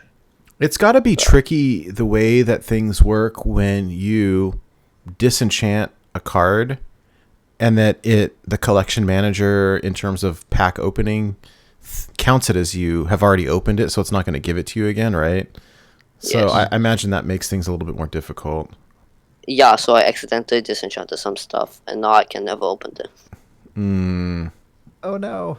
Yeah, that's the repercussion, right? If I open a legend and then I dust it, I'm not going to open it again until I open all of the other ones. And it's a double-edged sword. Yeah, well, that's rough. I do think, for people who going back into old sets that they never got, like it would be beneficial. But yeah, double-edged sword is a good analogy there. Anyways, all right, what's up next, Hyder? All right, so for everybody who loves their hero cards, we got a question saying, will Standard Hearthstone be seeing any new Death Knight cards in the near future? And Dean answered, yes, hero cards will be back. So this is super exciting. And Kenray, is this something that you really like? Like, I know you said you like Deathstalker Rexar, right? So is that something that you'd be looking forward to, seeing new hero cards? Oh, I like Reno decks, so I like the different hero Death Knight thing. Mm-hmm. But it depends how much they power creep. Like how OP would the hero be? Interesting. Last time they did it was Galacron. Yeah, the Death Knights were very powerful for the most part. For the most part. Well, and Galacrons were kind of hit and miss. More hit than miss. And then also Reno is wonderful. But the Amazing Reno. Reno. The amazing Reno. Thank you. But I mean, generally most of the heroes have been good. Yeah. Like except for like Trail or something. But like even the new Drax is really good in standard. The new Jiraxis is, it's pretty good. So, okay, here's I was thinking about this and I got all excited. What do you think about the idea of each class? Like, so they've been pushing the mercenaries. Like, what if each mercenary just becomes a hero card? Like, for each class? Like, that makes sense, right? That would be so cool. Yeah. I want to be Guff. That's how I think that they're progressing, because they were all individual legendaries in the first one. Then in the second one, they're getting their own quest lines, right? Because Tasman was the warlock one. We've got Varden for mage. So what the other kind of not just spell, because spell doesn't really kind of fit as well as like a quest line or a hero or a legendary minion. I think hero card is the next logical step. Yes, I want that. I really want that. I don't even Now, how can they not? They have to. Our expectations are up here. Yeah, I think you're right, Cheap. They got to do it. Yeah. That's it. Yeah. All right. Well, lastly, we've got a question, and it's a question we've asked before, but it's what happens, with I'll just read the exact tweet. I know this is way off, but when the Year of the Griffin rotates and the core set changes, if some of the new cards made for the core set this year rotate, will they go to wild or exit stage right? So it's a question that we've been asking before. What happens to the core set cards when it rotates? We've been looking for an answer for this for a while, and Dean has answered that they are indeed going into wild. And the backup question always that comes after that is, like, do they just go and we still have them because they were core set cards and we already had them? Or do we actually have to spend some dust and craft them? And I don't believe we got an answer, did we? No, and I've seen people speculating all day, and I don't know. I don't know what the answer is. If I remember correctly, they said they'll be gone from the collection. I think. I don't know. Yeah, we'll see. I'm not sure what to. They've kind of said a little bit of both, and I think at the end of the day, they just haven't mapped out exactly what that'll look like. Mm-hmm. If I'm kind of estimating what'll happen, then I think that it'll basically be like what happened with Basic, right? We can't enchant or disenchant it, but it's still chilling in our collection. Now, they did also advise us not to disenchant our extras if we want to still play them, for things that are in the core set now but had previous iterations. So I think at the end of the day, they don't know exactly how they're going to execute that. But if I'm guessing, that's how I think it'll end up happening. My argument for it, it doesn't make any sense to me at all. Just purely logic. Like, if the cards just disappear, right? They spend all this time and energy to pay voice recording artists and visual artists to paint the pictures and all this stuff. Like, they created all this stuff. It doesn't make any sense to just delete it, right? Or keep it in their back pocket for later. The other question is, do you really think that the entire 135 core set is just gone? I anticipate no. I think that they will keep, half of it, and then, here's a new, the other half versus, and maybe not, I don't know, but I can't imagine, you put so many resources into creating something just to all right, now you can never use it again. Yeah, I don't think they'd get rid of most of it. I think you're kind of on point, but they would keep a lot of it because when they rotated the basic classic thing, a lot of it stayed in core anyways. Yeah. So not only that, but like they've said, it's definitely going to wild. The real question is how are we going to still acquire that if we just keep it or craft or and I think that's kind of the thing that's a bit more of a question mark at the moment. I don't want to have to craft a bunch of stuff. Now, somebody made a really good point, and I don't remember who it was anymore, but someone said, hey, if they go to wild, just buy wild packs. You won't have the cards, you'll just open them. I'm like, oh yeah, that's a good point. But the hard part for me is that I got them all in gold. And it's I don't make me Talon in gold and Alex in gold and green rag, right? Don't make me craft those. Please don't make me craft those. No, because and all the dragons, they're so cool in gold. They're just gonna take it away from you. It's like taking candy from a baby. Very mean. Yeah, that hurts. Well, we'll see. I was hoping for an answer, so I tweeted a follow-up this morning, and I did not get one.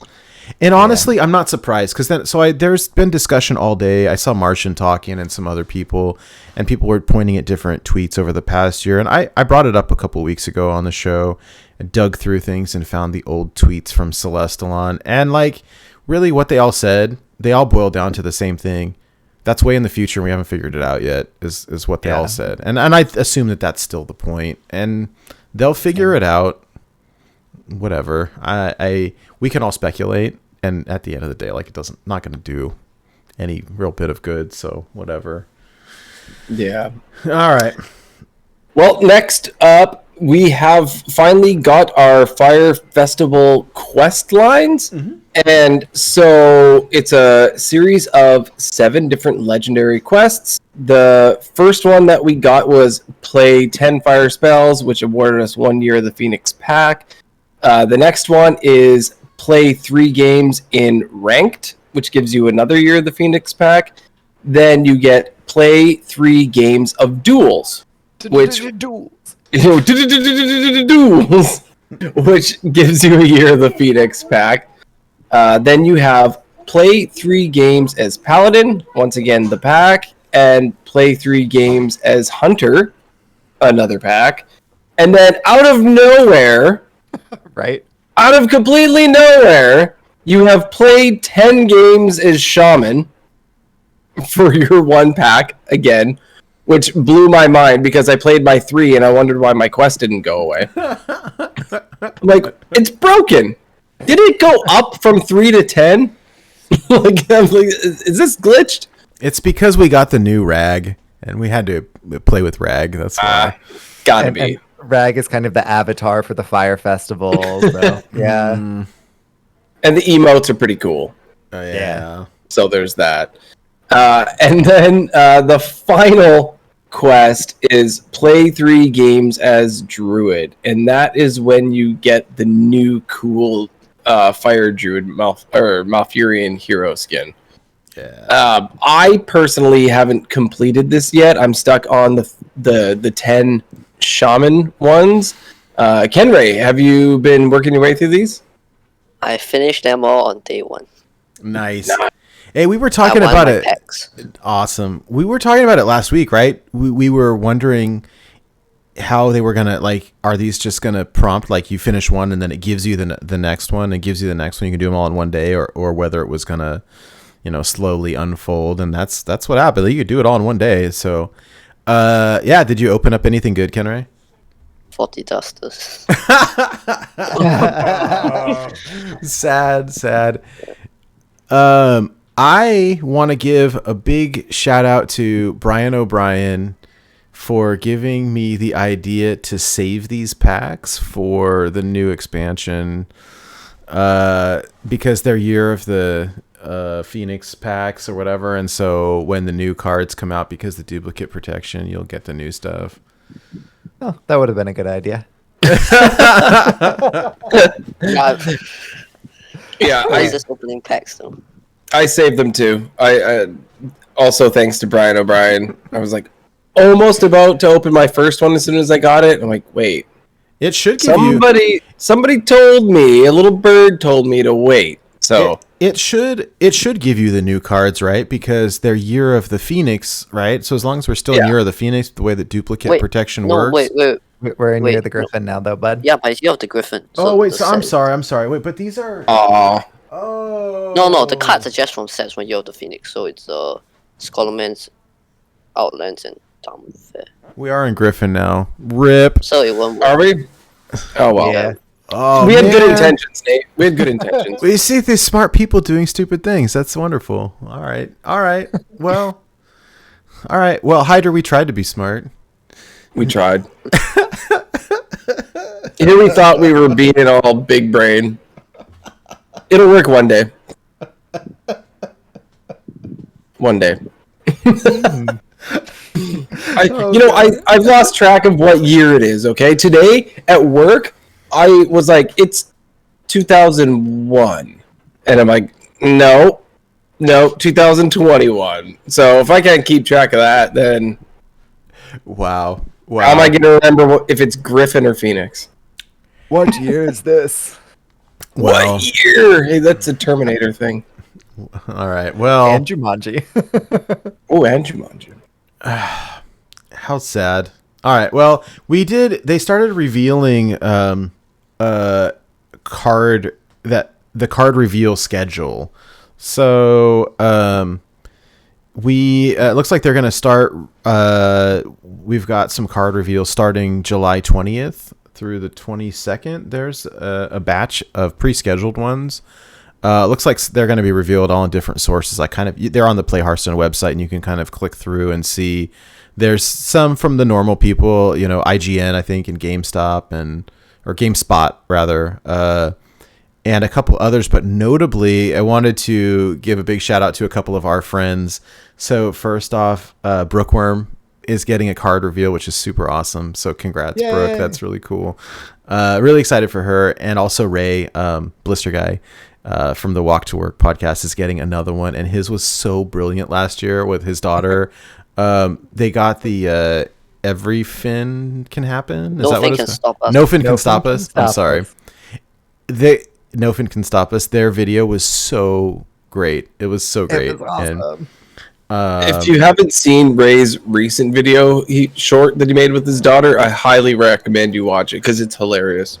Yeah, it's really good. So, yeah, so that's exciting. I mean, I don't know. I would love to be able to do this one of these days, but I'm very happy for them. It's super cool. And I guess, do you guys think we'll get cards sooner than that?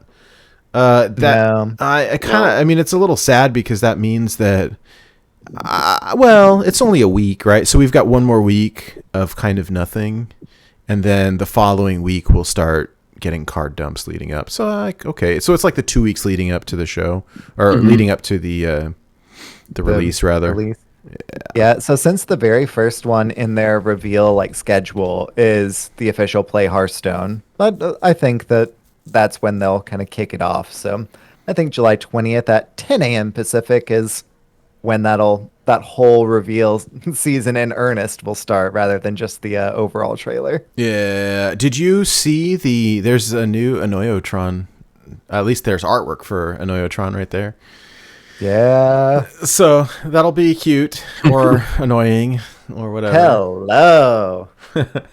Hello. Yeah. So anyways, there's that. Yeah. And I'm excited to announce Shibo is putting together a group of wild experts to do a video-based card review for the upcoming set. And there just so happens to be some dude on there covering Warlock named Nate Wolf. What? So that's pretty cool. Whoa! Hey, there's a pretty packed lineup here. So I'm excited to. So we've got Pace doing Demon Hunter, Old Uncle Skeeter doing Druid, Duin the Hunter Master doing doing Hunter, of course. Digital Alchemist doing Mage, El Tino doing Paladin. Our old co-host Mike Lowe is doing Priest, which is awesome. So congrats, Mike, for that. He loves his priest, man. He does love his priest. He's good at it. And then Smudge is doing Rogue. He's arguably one of the best Rogue players in the world. So I'm really looking forward to that. For sure, the best Kingsbane Rogue player, bar none. Oh, bar none. Yeah. And Okijak, I'm probably mispronouncing that, is doing Shaman.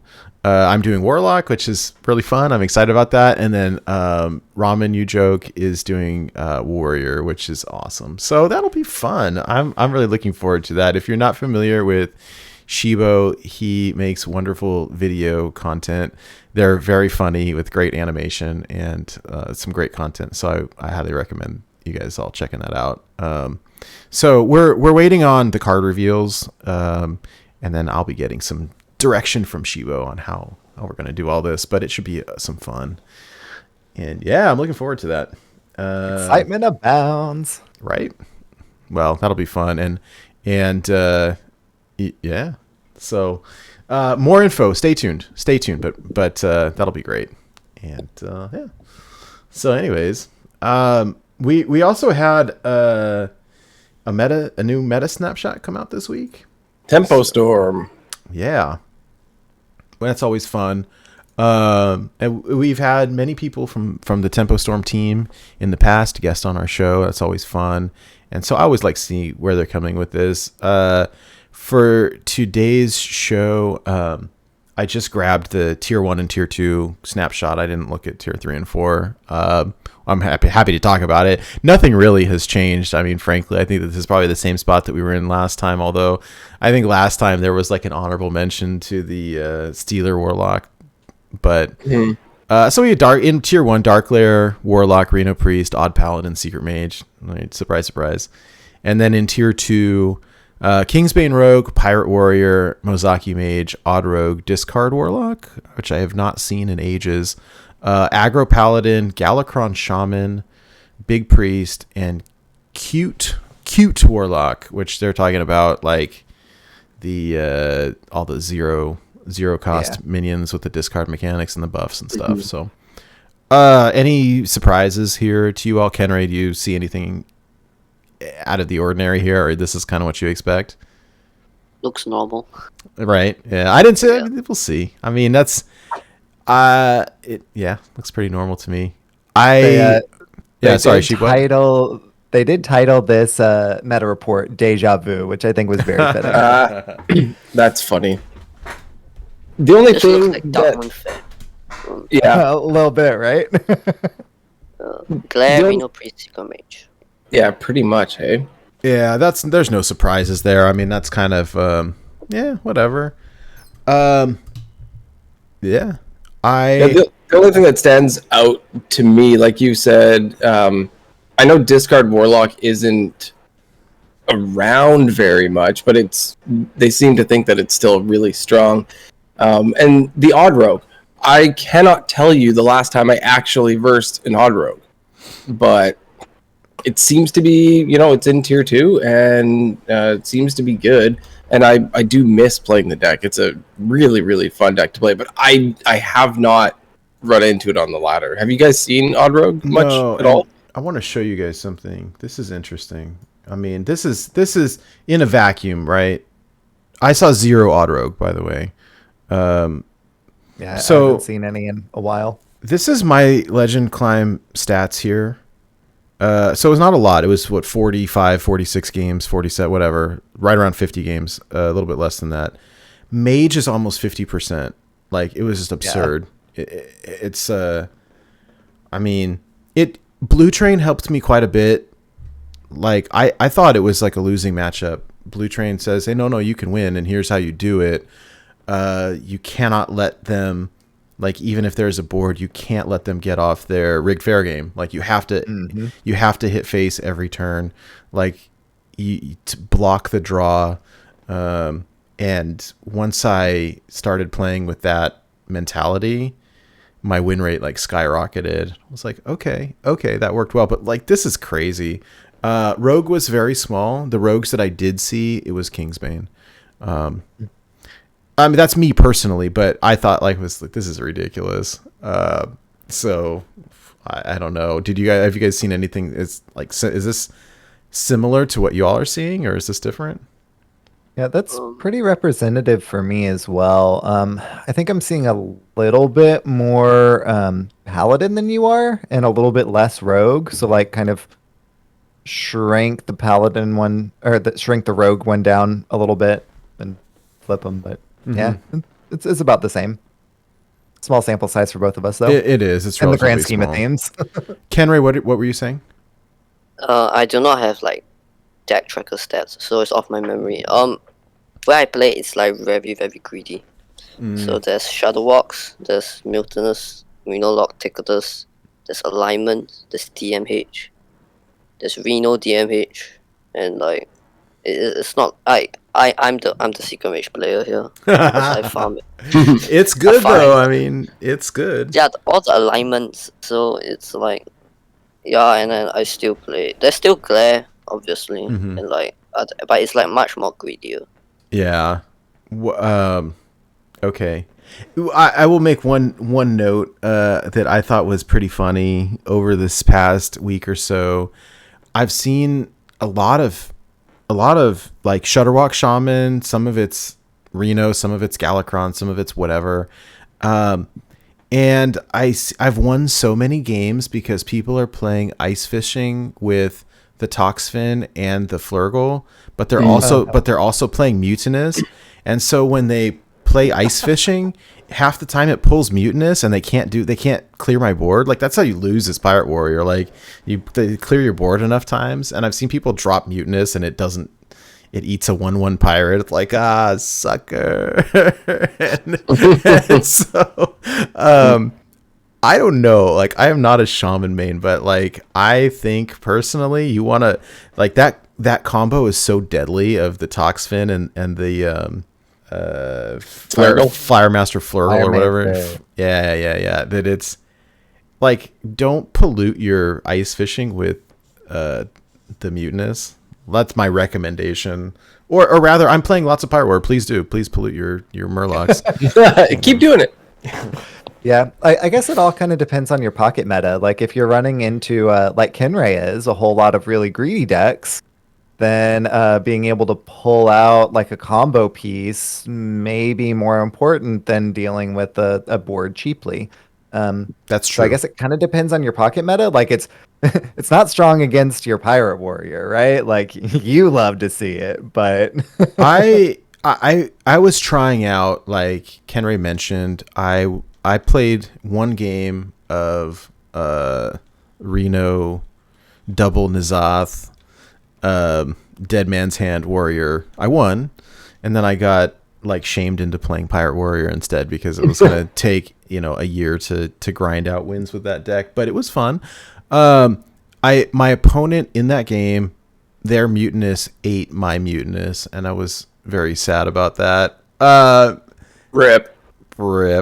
But oh, anyways, I think Sheep, I think that you make a good point though about pocket metas. It depends what you're seeing, right? If you're seeing a bunch of greedy decks, if you're seeing a bunch of Reno decks, you're seeing a bunch of combo decks, whatever, like, hey, it's good disruption. I mean, that's a fair point. I like that. Anyways, and any other hot takes on this meta report before we move on? And we'll link to it. I mean, I highly recommend. These guys are wonderful writers, and it's always good data. So if anyone wants to check it out and you don't know about it, like, check it out. It's very good. As a side note, we got an off meta report, if you will, that I thought was kind of fun, worth sharing. Anyhow, from Reddit, This is called Wild Unusual Decks number 5. This was posted by EU Pyramid Head, which I assume is a Silent Hill reference. 21766. Yeah. So it says Wild Unusual Decks number 5. Hello, everyone. In this set, I've managed to put together some fun and effective decks. This is not just a meme deck. It really can be played in ranked, and your games will not look like the Clone War of Secret Mage versus Secret Mage and similar decks that everyone loves and hates. And then if you go through and read the article, so here are the decks that are listed in the article, including codes and stuff for them. So this is like off meta. And so like anyways, I've got Inspire Demon Hunter, Taunt Token Druid, Spiteful Guardian Hunter, Elemental Spell Tempo Mage, Lens Clown Paladin, Spiteful Dragon Priest, Thief Tempo Rogue, Overlord Giant Shaman, which, by the way, giant shout out to Labore Sangre, who hit Legend with it like he promised he would last week. Let's go. Egg Chaos Warlock, Odd Menagerie Warrior, and Reno Menagerie Shaman. What did I just say? Like, those words don't go together. Menagerie Shaman. Right? So I will give a big also shout out to Schmoopy Daddy, who once we posted this went through, played all of the decks. All of them, I believe. Yeah, he says, I tried all these decks and the Priest and Odd Warrior were all right, and everything else was meh. Now, I did note that I think if you're a member of the Discord, check it out.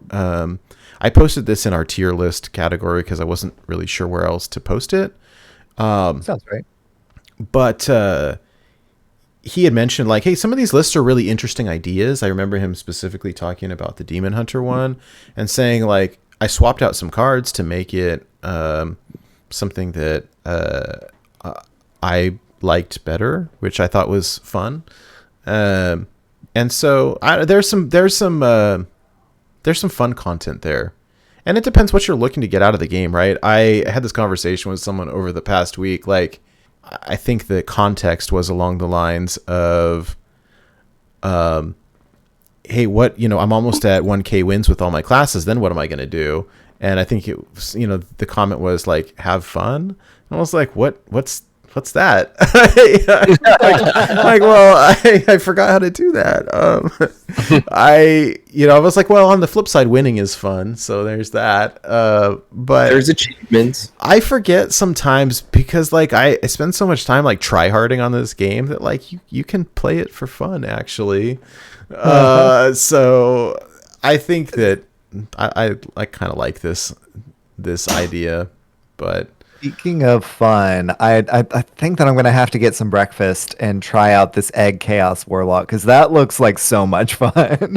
Oh, man. I predicted, talking about hot takes, like I predicted that Gandling was going to be like a 5-star card and nobody ever plays it ever. And I think I whiffed on that one super hard. It happens. Yeah. I shouldn't say that out loud with Shibo watching. I called that one so wrong. But oh well. We all make mistakes sometimes, right?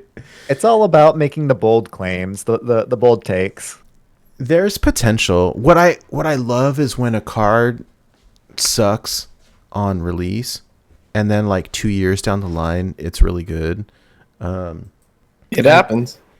You know what? I just saw a good example of that was God, I can't. Kenray, you'll know it. What is your win con in Reno Priest? The Inspire card. Spawn of Shadows. Spawn of Shadows. There you go.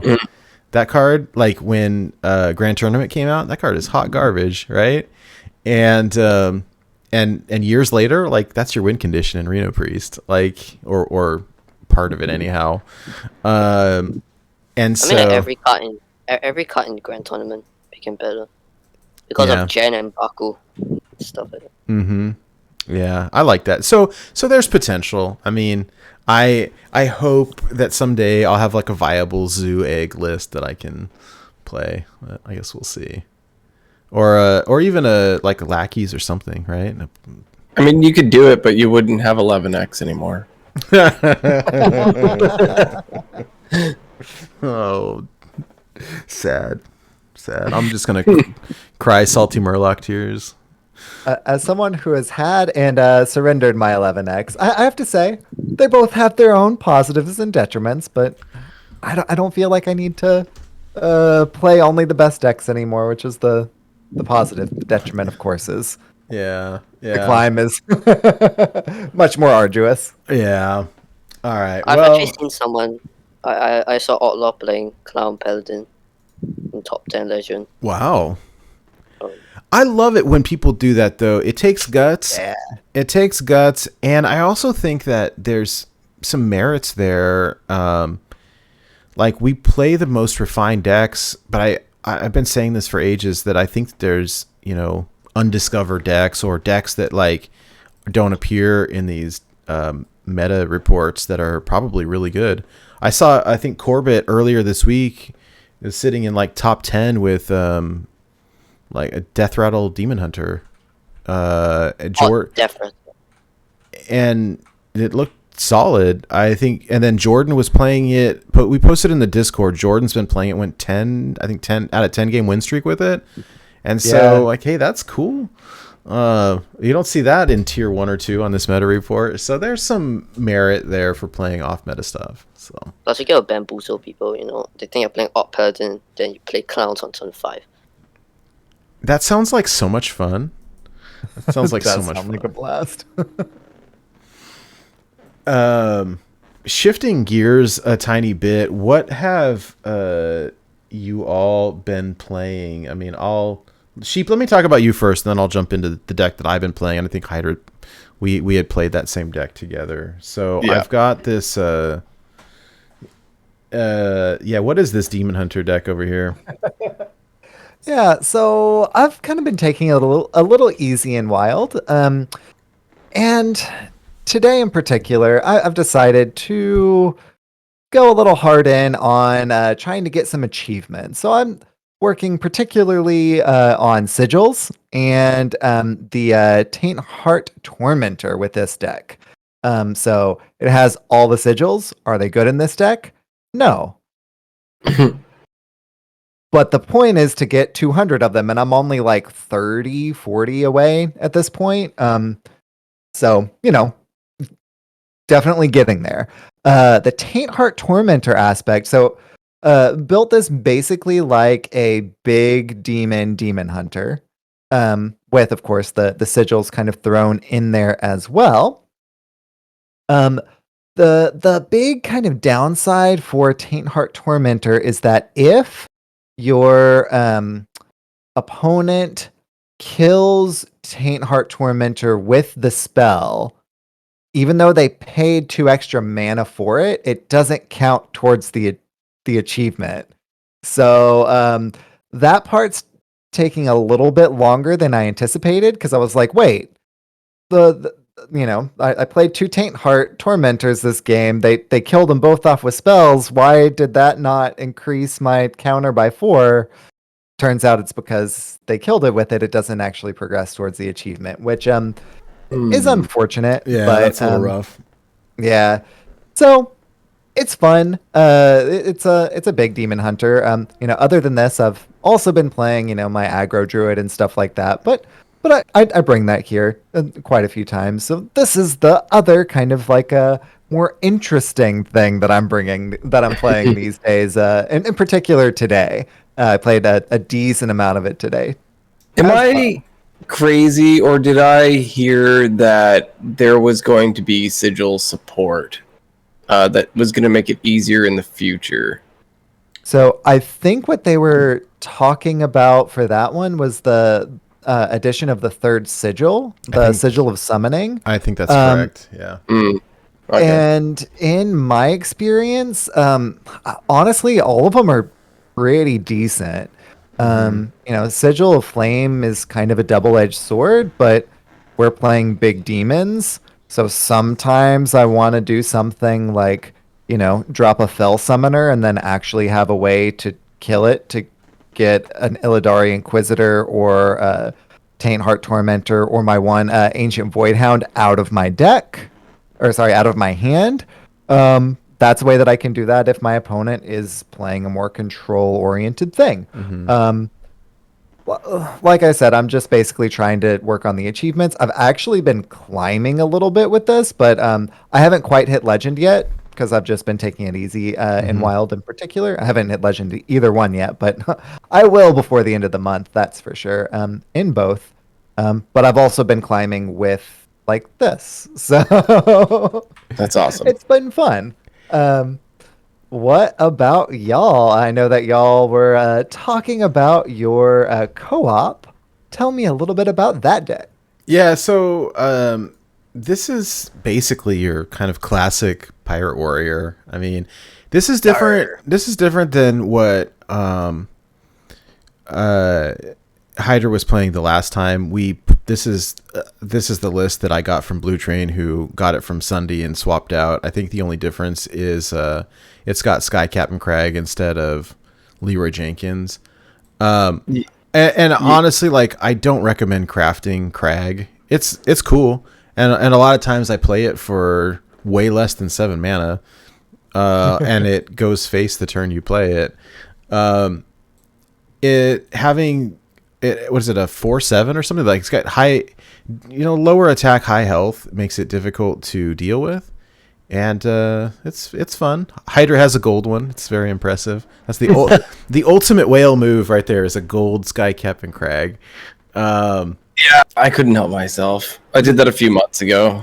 But like, the deck is solid. Like, it's just really good. I don't know what else to say. I this is what I used for my climb, and like I was saying earlier, the reason was that this is the closest deck I've got to 1K, so I'm trying to get there with it, and the games are fast. The deck tracker says, I think it was average. Let me pull it up here. The average time it took to win a game was, I think it's turn 5 or something like that. Let me hold on. I have it right here. Oh, that's slow. Right? It says, so here's my entire climb. Total time played 3 hours 37 minutes. Turns to win 6.1. Turns to lose 7.5. And it was a 57.8% win rate over 45 games. Yeah. So, yeah, I know, right? Winning on turn 6, that's slow for Pirate Warrior. But the deck is great. It's a lot of fun. I don't really know what to say about it. You smash face. It's got lots of cannons in it, and it's got some good draw between Ankar and the Outrider's Axe. Rokara, I think, is the MVP. It's like she's so good. She's so good in it. You make these giant boards, and then they're tricky to deal with. I was skeptical about the Bloodsail deckhand. That's the 1-mana 2/1 that discounts your weapons, but like it performed well. So I really don't. I don't know. I'm not quite sure what else to say about this except it works really well. Hydra had had this turn, and I will say my final boss to Legend was some Shaman deck or whatever, which I was excited to see. And my opening hand, like I knew I was going to win on turn 1 because my opening hand was N'Zoth's First Mate and 2. I think I even had a cannon. I don't remember, but I had for sure a N'Zoth's First Mate and 2 Parachute Brigands in hand. And so right off the bat, it was like, cool, look at that. Look at those stats on turn 1. Like, it was just like, it was so good. It was so good. It wins very quickly. I mean, this has been a deck for years and years and years, and it's pretty good right now. I remember, let me say, as I'm in eating my words mode tonight, I also predicted that Sword Eater was not going to be good enough for Pirate Warrior, and the card is so good. It's so good. You get the 3/2 axe, plus you get a giant taunt, like that protects all your other stuff and is difficult to kill. It's wonderful. It's so good for 4 mana. So I was wrong on that one as well. Anyways, yeah. So look at this. So Hydra, I'm gonna pull up your stats because your stats are better than mine. Where are they? I'll pull them up as you're talking about this. But yeah. So the difference between the deck I was playing previous to this one is I had the double shark fin fan instead of the Dread Corsairs originally, because you would get a lot more cannon and skybarge shots off, and you could flood the board, and it made Craig easier to get out. But I opted to give this a try and played 31 games with it, and I have an 80.6% win rate over 31 games. That's insane. Like, that's a really good win rate. Where did we leave off? We were at Diamond 4 or 3, something like that, right around there. I think it's like 3 1-star or 4 3-stars, something like that. Yeah. But absolutely ridiculous win rate.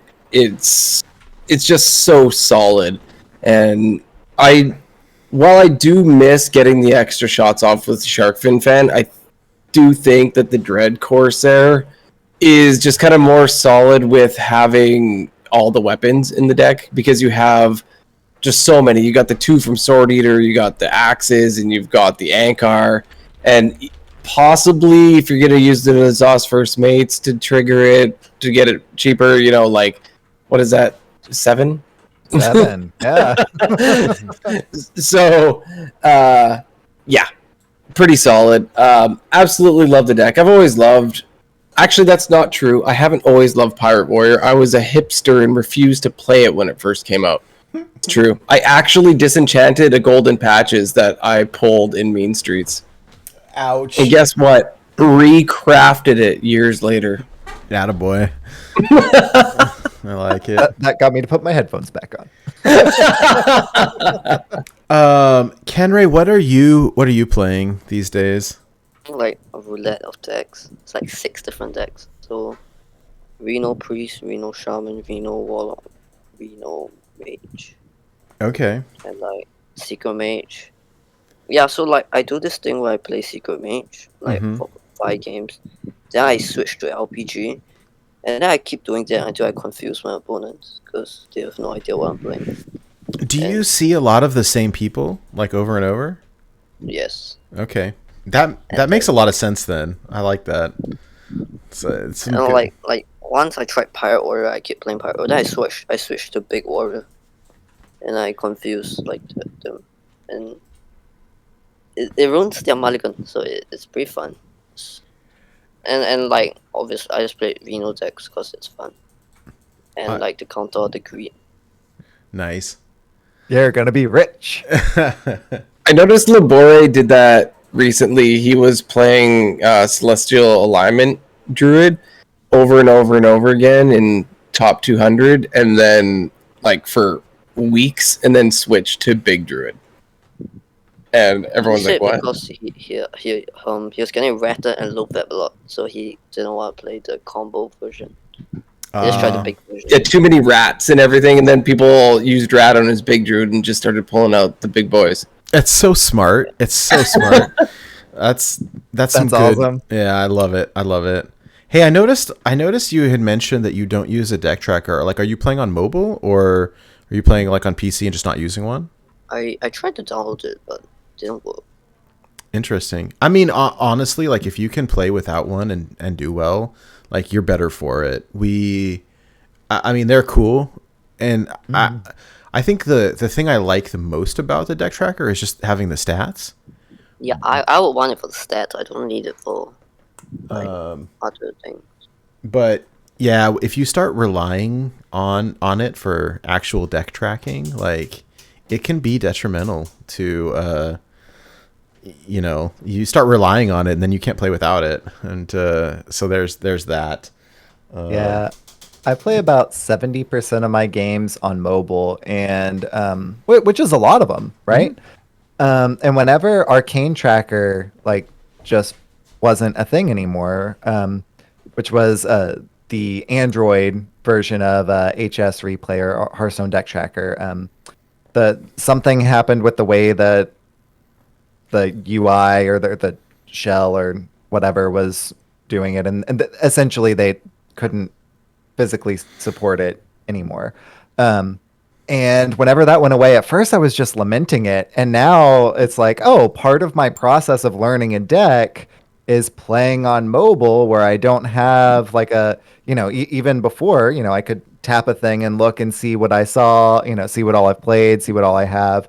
Now part of my learning a deck process is playing on mobile without a deck tracker, and that's when I'm, more comfortable with the deck and am more confident in my piloting of it because I just know it. It's different, and I kind of like it, but I do wish that I could still have the stats. The stats are fun. The stats are definitely fun. All right, y'all. Well, is there anything else we want to chat about before moving on to our weekly challenge? Yes, no? I think we're good. Cool. All right. Well, let's move on then. Okay. Yeah, so for those of you who are not aware, we have a listener challenge each week. And ideally, it's different every week, and sometimes we've got things that are more difficult than others. A lot of times it's, build the biggest weapon, build the biggest beast, do the craziest combo, or whatever it is. So last week we did something a little bit different. We were looking at some of these previews of the new cards, and so in particular here, we were looking at the Warlock quest line, the Demon Seed, that says, part 1 is take 6 damage on your turn, part 2 take 7 damage on your turn, part 3 is take 8 damage on your turn, and then the reward is the Blightborn Tamsin, who is a 5-mana 7/7 with a battle cry. It says for the rest of the game, damage you take on your turn damages your opponent instead. And so the gears started turning, like, oh, how can we break the game with this card? And people were asking questions on Twitter to the devs, like, oh, hey, does fatigue damage count? Yes. Hey, what about this? What about this? And so The idea for this past week's challenge was, hey, help us find a combo that we can use to break the game utilizing this quest reward. And we had a handful that were submitted. Let me pull them up real quick. I feel like a derelict podcast host over here because I don't think we picked a winner.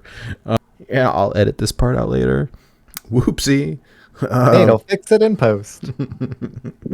All right, here's a submission from Mickle. It says, unlicensed apothecary, death speaker, making it immune, play Mecharoo and Grim Patron, then Defile, which will then summon a bunch of 3/3s every time they take damage, and everyone summoned will result in dealing 5 damage to your opponent, and if your opponent survives, you can cast another Defile. That's pretty good. That's really pretty good. I really like that one. I have one here from Timbo that says Tamsin, Cabal Crystal Runner into Soul Priest, and then Reno for the win. Oh, he meant Cabal Courier. I'm sorry, someone corrected. Cabal Crystal Runner, that's a 5/5 secret mage card. He meant Cabal Courier. Okay. Courier, yeah. Okay, here's one more from Mickle. Another one could be 2 Soulbound Acolytes. They're the 1/4s that deal as much damage to you as they take. 1 to 2 Moarg Artificers, doubling all damage from spells dealt to minions. And a Fellfire Potion, deal 5 damage to all characters, which will result in 30 or 50 damage to the opponent. Oh, jeez. Okay. That's pretty solid. Dr. Bomb submitted Hemet, then Octosari into Plague of Flames.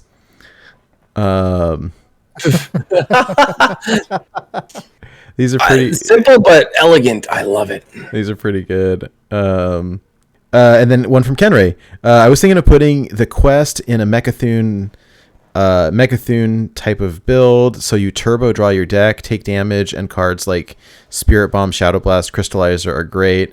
And then Tamsin is there for extra reach after the quest, extra removals, and accelerates the quest. Also included Glinda and Crystallizer as a 10 mana deal 20 after the quest, with both of them being good or decent cards on their own, which makes a lot of sense as well.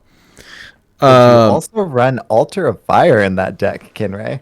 But you don't draw the card, so don't think. True, but it would get you closer to fatigue. But I see what you mean. It's not the most effective tactics to get there. All right, what do I y'all want to go to fatigue to just use Hammond. True.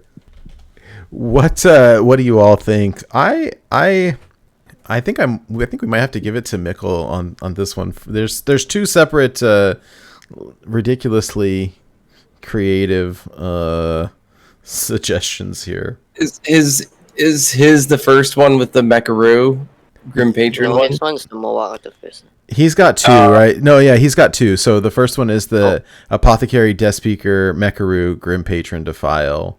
Yeah. That's the one that I like, personally. That was my favorite one. And then the other one was the Moarg with the Fellfire Potion, which is also hilarious. So I think we have to give it to Mickle this time around. I think so too, because 2 very creative submissions, and either of them are great. I do like the Mecharoo one a little better, because come on, Mecharoo. I almost read it wrong. I was like, do you mean Mechathune? Like, wait a minute. Like, Mecha what? Is that a card? Mecha what? All right. Well, anytime Unlicensed Apothecary comes out, it's always a good time. Oh man, that's good stuff there. Good stuff there. Okay. All right. Well, then we have a separate challenge for this week, and I have been telling these lovely gentlemen for the past week that I wanted to do something Stormwind themed. So Sheep, if you wouldn't mind, are you comfortable talking about this week's challenge? Yeah, absolutely. So this week's challenge is to create as many Stormwind champions as you can on the battlefield as possible. So that includes both your and your opponent's board, if you're somehow able to get them. Stormwind champions. And we have a tiebreaker because if, for example, multiple people submit, let's say 7 Stormwind champions, this tiebreaker is the most stats.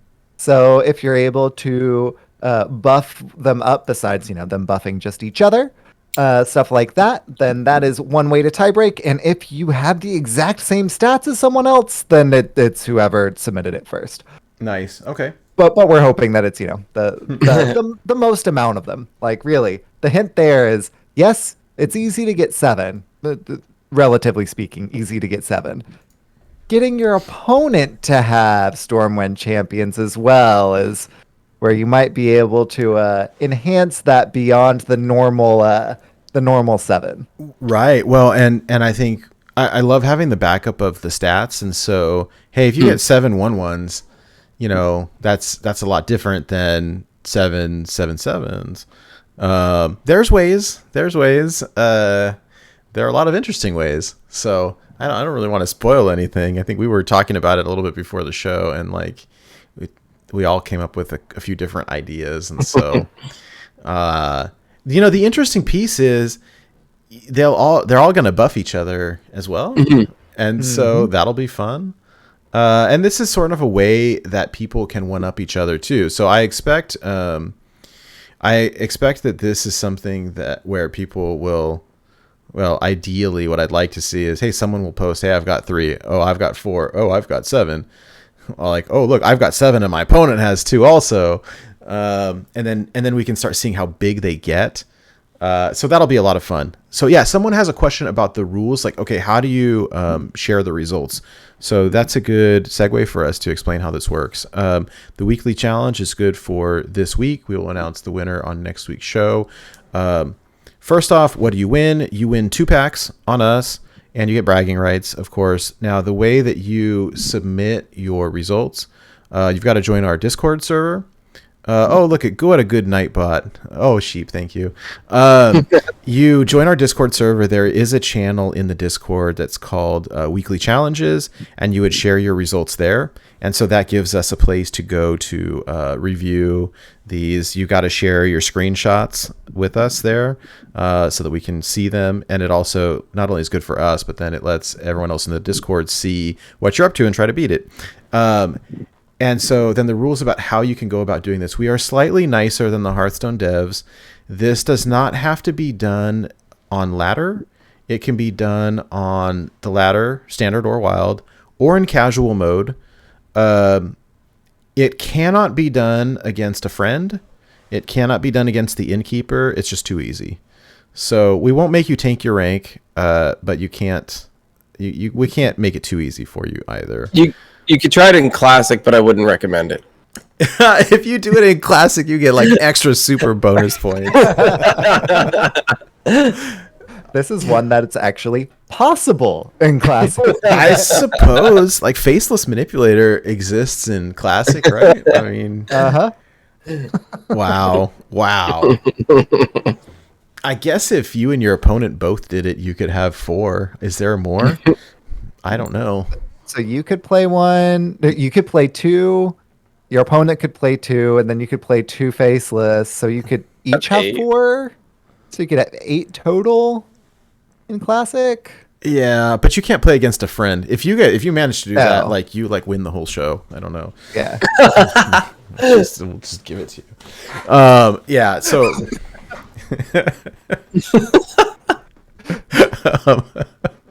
So anyways, I'm joking. So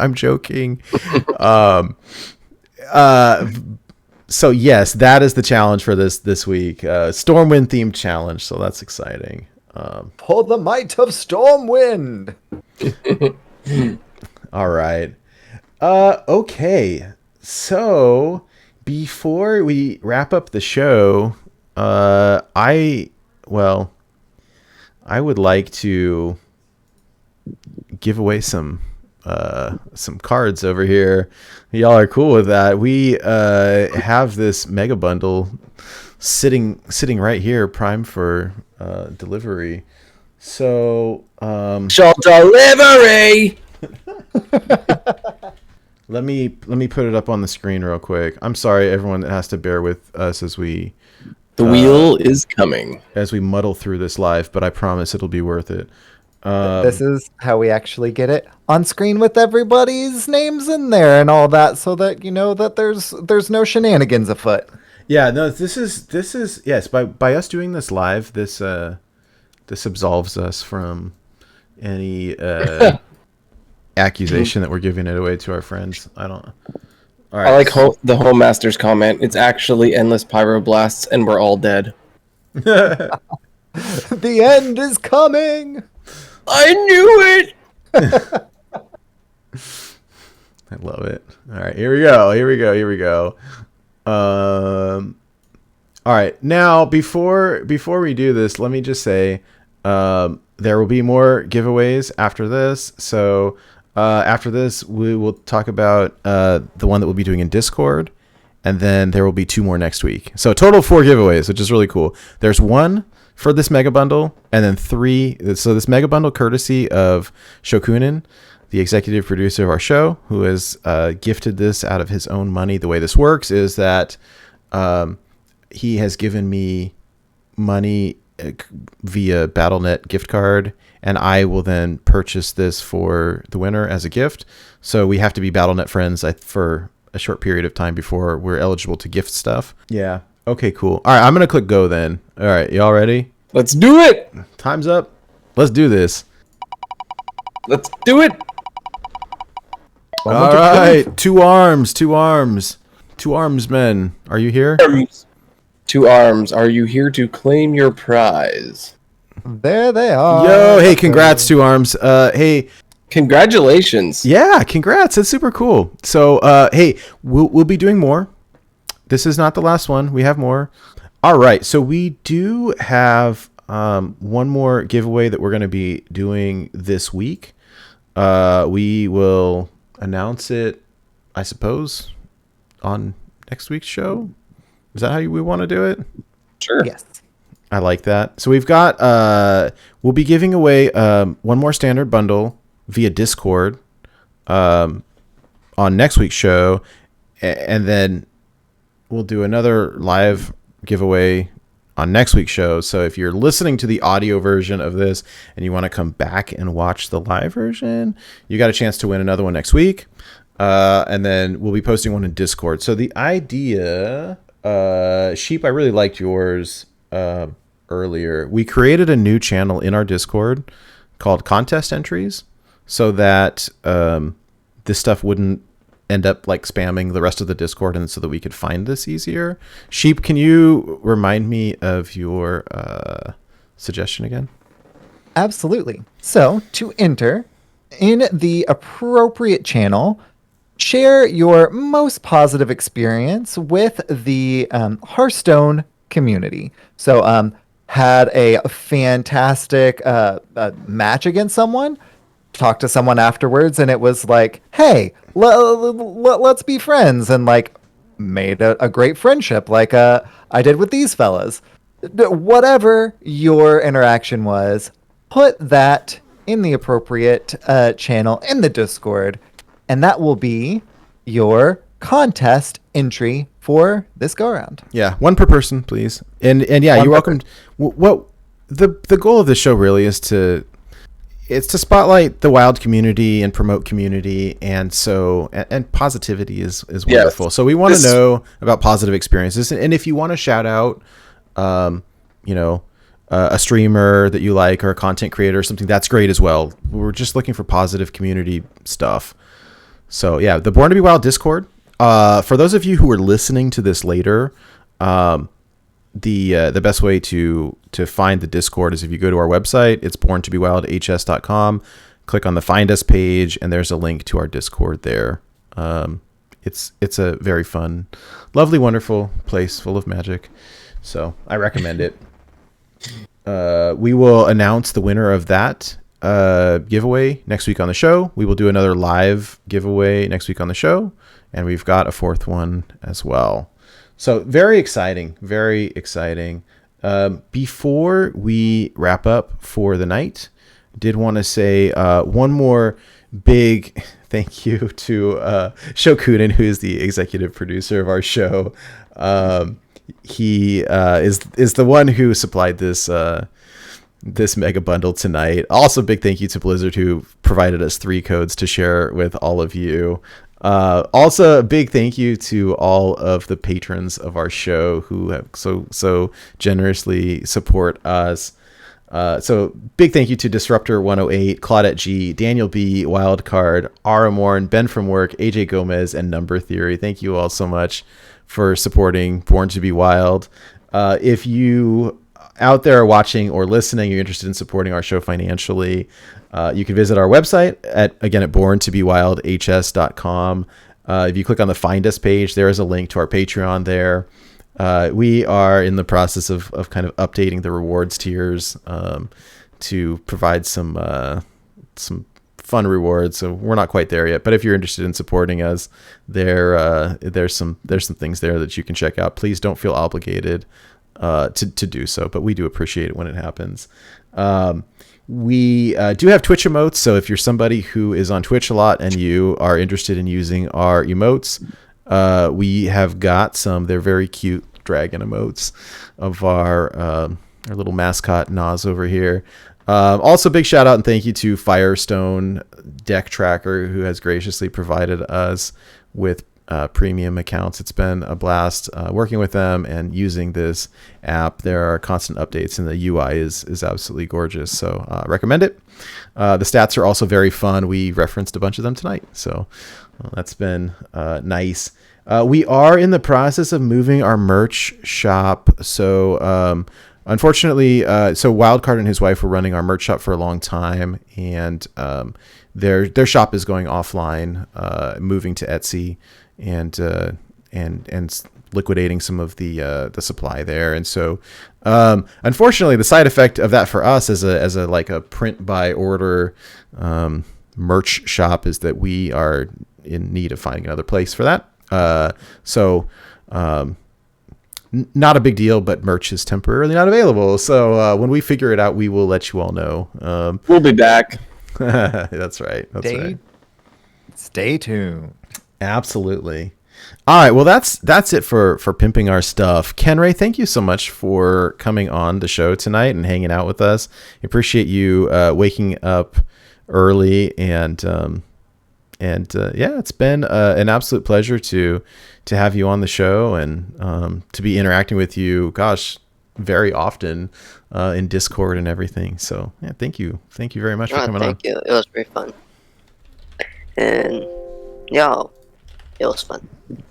If let me ask you a question. If people want to find you online or interact with you, what is a good way to do that? I have a Twitter, and Kenray, but with like underscore, because the name was taken out. And you can also find me on Discord, like if you're in the same servers and stuff. Mainly Awesome. in the Born to be Wild Discord, yeah. Yeah. Thank you very much. You've always been a pleasure to hang out with and interact with, and happy to see you keep doing these weekly challenges. You've been an absolute inspiration. We've marveled over over your exploits. I don't know what the right word is, but you have performed some amazing feats on these weekly challenges. So thank you so much for participating in those. It's been an absolute blast. So yeah, we will include your contact info on our website as well as the show notes. So if people want to follow or interact with you, they will have an opportunity to do that. Hey, congrats again as well on your 11-star finish. That's super awesome. And I think you were, at last time I saw, we were like top 25 or something. It was incredible. So great work. Thanks. Sheep, where can people find you? Yeah, so I would also, of course, like to give Kenray accolades for his prestigious prowess in the weekly challenges. As for me, I can be found around the internet at Electric Sheep City at places where that fits, like Twitch, and at eSheep City at places where it doesn't, like Twitter. How about you, Hydra? Where around the internet can you be found? before I give those, I also want to say thank you to Kenray. It's really nice to have you in the community. You've been very active in our Discord, and it's really nice to finally, get to talk to you this way, have you on the show, and it's just been great. So thank you very much. You can find me on Twitter and Twitch at Hydralisk_HS. And you can find me also in our Discord with these other fine gentlemen, which is just a good place for you to come hang out. If, you're in the wild community, you're looking just for some interaction, some talk about decks or talk about whatever. It's just a really nice hub for us, just to have good times and chat with your bud. So I highly recommend it. How about you, Nate? Where can people find you? Yeah, absolutely. I agree with the Discord comment too. It's so fun. Even if you're not somebody who enjoys social media all that much, the Discord is different, and we have tried pretty hard to keep it a friendly, drama-free place, and it's been a lot of fun. As for me, you can follow me on Twitter. It's probably the easiest place to interact. My handle there is NateWolfTCG. It's NateWolfeTCG. More importantly, you can find the show online at our website. It again is borntobewildhs.com. If you visit the website, we've got links to all of our stuff. This podcast is available on all the different podcast apps, so you can listen to it directly from the website. You can download it. This podcast is available in video format on YouTube, but we've got all of the YouTube videos embedded into the website. And then more importantly, I think the focus of the show is on community. And so if you're looking for wild content to follow, wild content creators or streamers, all of the past guests that we've had on our show, all of their info is listed on our website as well. So links to their Twitters and Twitches and YouTubes and Discords and all of that stuff is there. And I recommend checking it out. Thank you all for hanging out tonight. It's always the highlight of my week to be here chatting with all of y'all. Happy to see everybody here in chat hanging out, and thank you also to the folks who are watching this after the fact on YouTube or listening to the audio versions. Thank you all very much.